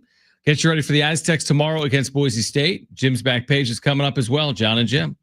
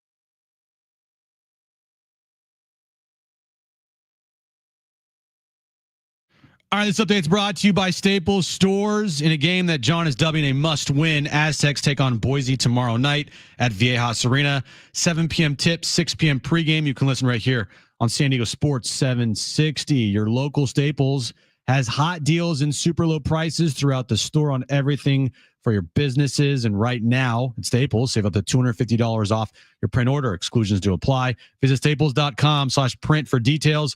Ends April 5th. Plus, save even more with the Easy Rewards program at Staples. All right, Jim's back page coming up. Let me ask you a question. How often do we talk NHL here? Maybe yearly, one time we've mentioned it. Well, this might be the first. No, we've mentioned. I mean, the letters NHL have come out in order, Probably. before, but not much. You know, when they do those outdoor games, we talk about it every once in a while. Yeah, we break it down. Yeah. I break down a lot of back lines That's why they call John Mr. Hockey. in the NHL. So they have this event going on. I don't even know what it is, but I see it everywhere. This 4 Nations face-off event that's going on right now. I have no idea what you're talking about. It's like U.S. and Canada and Finland and Sweden. They stopped the NHL season for this for 2 weeks. It's like their WBC for hockey. The highest rated NHL game or affiliated game of the last 2 years was this 4 Nations game, U.S. Finland. As in, what does it say that your highest rated NHL game was U.S. Finland 4 Nations, a brand new event that they just made up, a brand new event. This is higher rated than any other NHL game of the last 2 years. Does it say nobody cares about the NHL? We love Finland. Jim doesn't care.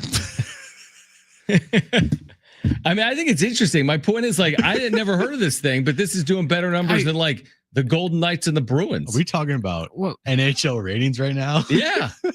I don't see you doing anything. Oh, I said before the break, let's go back to Conor, Joe, and Jason Hayward, and you just pull, and you whip out NHL ratings on me. I think it has an effect like the Olympics with like I might not watch hockey, but if it's Winter Olympics, I'll watch U.S. hockey versus somebody. So this kind of gets like with the nationalism of it. So nationalism. Well, you know what I mean. Yeah. So maybe now it's kind of has the Olympic feel of all the different countries are going to root for their teams. So it's more interesting than just the Golden Knights versus some other. Do you want me to break down Penguins. the ratings of the top NHL rated games this season? Hey man, go for it. All right. Bruins Panthers opening night. Okay. Jason Hayward. Jason Hayward spoke earlier today from Padres spring training. All right. He is in camp. Last year, he was signed by the Dodgers. He was cut by the Dodgers. This was Jason Hayward earlier today on the Padres Dodgers rivalry. Well, being on the other side, I will let you know as things progress here, as things play out, spring training and then into the regular season. I think those are things you just got to be in it to know, right? It's a cool thing and cool perspective to have. Fortunately, I was able to be on like the same situation, Cubs Cards, and see what that was about. But as far as the Padres, I think it's just been an impressive run. In a division that's very tough to compete in. And you look now, you got the top 4 teams in it who are coming in with good rosters ready to go. And there's no half step. And you got to be ready to go every night. And I think that's an impressive thing about the NL West. But Padres, they love the big moments. They love to be in big spots, playing big games. And I think last year you saw them kind of get over the hump when it comes down to every night. Every night they expected to get it done. And you don't have the success you want to have in the postseason, but you want to get back there, you got to be in it to win it, and happy to be a part of that team that has a chance to do so. You touched on this a little bit. But Did he mention, did anyone ask his thoughts on the 4 Nations rating? Was that, because again, if I would have been there, I didn't get a chance to ask it, but I'm not in Peoria. I'm just disappointed that he didn't bust out we haven't won a division title in 20 I still years. don't know if that's a real quote. It has from Kyle. It has to be. And there's no audio of it. But I don't. And we even played Kyle Hart yesterday. I don't doubt Dennis at all. No. Either do I. I need like the audio, dude. It is an all-time quote, and it's like getting buried right now. From no offense, kind of complete rando. What do you mean, kind of? Complete rando. Guy had 4 appearances in the major leagues. We're looking to take down the Dodgers. It's been a rough time here the last 20 years in the division. I need the exact quote. This is our year, right? We've had some hardships here in San Diego. Have you been to San Diego before? It's the quote's probably hanging from every Dodger locker room in I spring don't training. think they care. Who is Kyle Hart? I didn't think it was more of an offense and more of like a joke that they'd be like, "Oh, who said that?" That's where Hayward, like, man, you play for the Cubs and the Cardinals. You just play for the Dodgers. You're in San Diego. You're not going to fall into that trap. Oh yeah, we are destined to. This is just stop. You know what I mean? Like, it's February 14th. A vet. He ain't gonna do Here's the quote from Kyle Hart, who the Padres signed yesterday out of the KBO. This is an all-time quote. It's an all-timer. I couldn't believe it when I read it. When I say jaw-dropping quote, it really is. Kyle Hart, who last year was in the Korea Baseball Organization, has appeared in the big leagues for 4 games in his career. It was 5 years ago. I think it's time to go win the NL West outright. I mean, it's been almost 20 years now since we've won this division. What's the we you're referring to? Nobody knows who you are. How old is this guy? He's probably 30, 31, 32 at this point. I mean, unless you grew up a diehard Padres fan, like maybe Connor Joe. Like if Connor Joe said that. You think when he was born in November of 92 in Cincinnati, he's like, Dad, I want to be a Padres fan. He's 32. Yeah. And he's got the last 20-year history of the Padres-Dodgers series. We got to win a title. Right. We got to win a division title. He did have a quote. I saw it somewhere about like, I don't want to be, the problem is like this, the 4 games I appeared in the major leagues in 2020 were so bad. They were bad. He's like, I want to prove that I'm not like, he's like, I was embarrassed by it afterwards. Like, you look at the back of my baseball card, you go to Baseball Reference. This guy's career ERA. It's like 15.55. Now, who cares? It's 11 innings 5 years ago. That's not like, that doesn't mean he's going to have 15.55 now. Hopefully not. You know, that quote doesn't really surprise me much when you look a little bit into Kyle Hart's history and you see, like, did you see what Darnay tweeted out the other day? Yeah, I showed it to you. No, you didn't show me the video. You just I did. When he's like all feisty and like getting in fights. Well, you said it to me, but you didn't show me it. But yeah, this guy got some dog in him, and he's a little feisty, and he could bring some of that grit that's lost from Profar. Now you have to be like good. You can't suck. You have to be out there, right? I mean, is he really going to bring grit? No, he's not. Making 9 starts, but it is funny. Like I need him to get a start against the Dodgers. I need it. Because if you're busting out quotes like that, my guy, it's an amazing quote. You need to be pitching against the Dodgers as much as possible. Maybe not, but you get my point. I need to see at least one game where Kyle Hart has to start against the Dodgers. He's going to be like blowing fire out of his nose on the mound. He's going to be so amped up. He's like, Shohei Ohtani has been a thorn in our side for the last 2 years. Do you think they signed him to get Ohtani out? I don't know. I don't. I mean, it's been almost 20 years now since we've won this division. Okay. All right. What? Sounds good. All right. Call right now if you want 2 free tickets to see the Warren Haynes Band at Humphreys by the Bay, May 14th. If you want those 2 free tickets, call 877-767-4760. Warren Haynes Band, Humphreys by the Bay, May 14th. If you want 2 free tickets, the first caller to 877-767-4760 has them. Again, 877-767-4760. Jim's back page coming up next.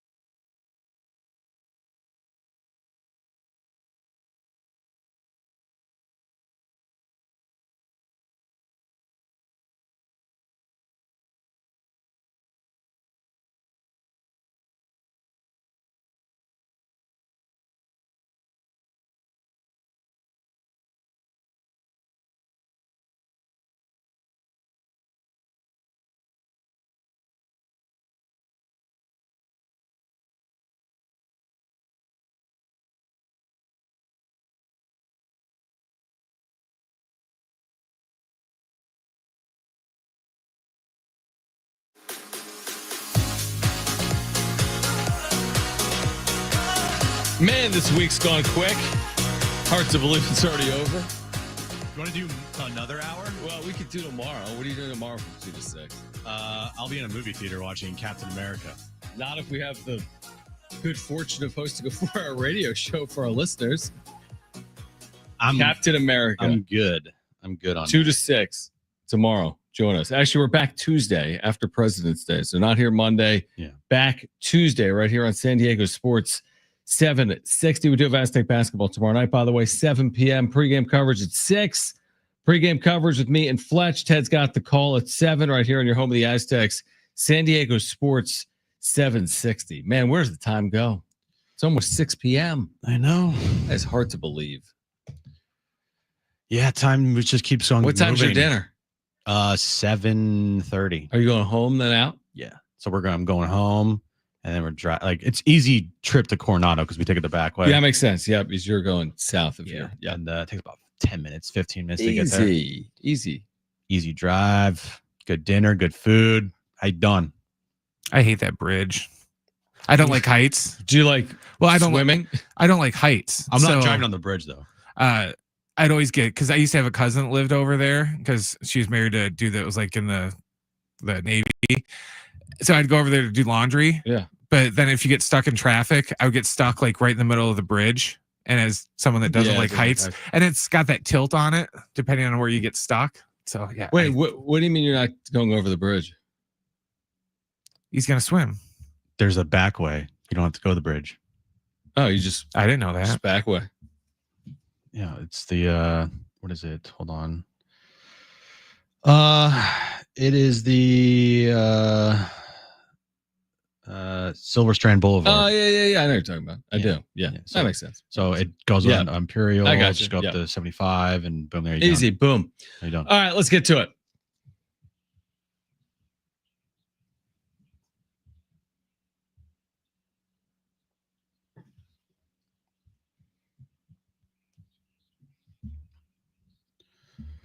Wendy's, John, is giving away free nuggets every Wednesday for the entire year. To everyone? That's awesome. Wendy's is in America? Yeah. Wendy's is kicking off the new year, even though it's February now, with a special offer for its loyal customers, free nuggets every Wednesday throughout the remainder of this year. As a part of the promotion, Wendy's reward members can enjoy a free 6-piece order of nuggets with any purchase when they order through the Wendy's app. The exclusive deal is available every Wednesday. Jeez. It's a pretty good deal, isn't it? I'm down for that, right? You go there tonight. Although it's Friday. Yes. And Valentine's Day. It is That's Valentine's every Day. Wednesday. I like that. You don't go to Wendy's for Valentine's Day? No, we don't go to Wendy's. Not this year. Maybe next year. I read off some Valentine's Day. Nothing says I love you like a Baconator. Special like deals yesterday. Here are some more. All right, you ready for this? You want to take Chris and the Hooters? Probably not. Well, you can spice up your evening with the quote wing fling, which includes 10 free boneless wings with the purchase of 10 wings of any kind. I didn't even know it was still in business, truthfully. There's one over Mission Valley. Still, I think. Well, yeah, the dude that owns the Raiders loves that place. Okay. Papa John's for just $12.99. You can order a heart-shaped pizza. I like that. I like that one too. Yep. I like that a lot. Pizza Hut, you can also get a heart-shaped pizza starting at $11.99. So they're kind of like competing there. Like undercutting the other one. Yeah. Suck it. We're going we're over going that. to do $11.99. Yeah, there we go. At Red Robin, you can get the Lovebird combo for 2 people starting at $34.99. It's available through Sunday. So that's nice. Mm-hmm. Let me see here. Hold on. And Shake Shack, you can treat your loved one to a Smoke Shack and get a second one for yourself. Use code BeMine. Oh, it's terrific. Yeah. So that's going on tonight and this weekend for some of those offers? Correct. P.F. Chang's, John, starting at $19.99 per person. Enjoy a Valentine's Day 3-course meal. Wow. If you dine in, you'll receive free dumplings to be redeemed on a future date night. Dude. I do like a good dumpling. Right? Yeah. Dumplings are Really good. amazing. Right? Yeah, really good. So there you go. Are you taking advantage of an offer tonight at your restaurant? Are you doing the No. 3 courses for $19.99? Maybe they do have some type of Valentine's Day thing at Blue Water Grill. Like but maybe a special menu? maybe. I Yeah. don't know. I haven't looked. What's it called? Like what the prefix? You know, you get there and you got to go with it.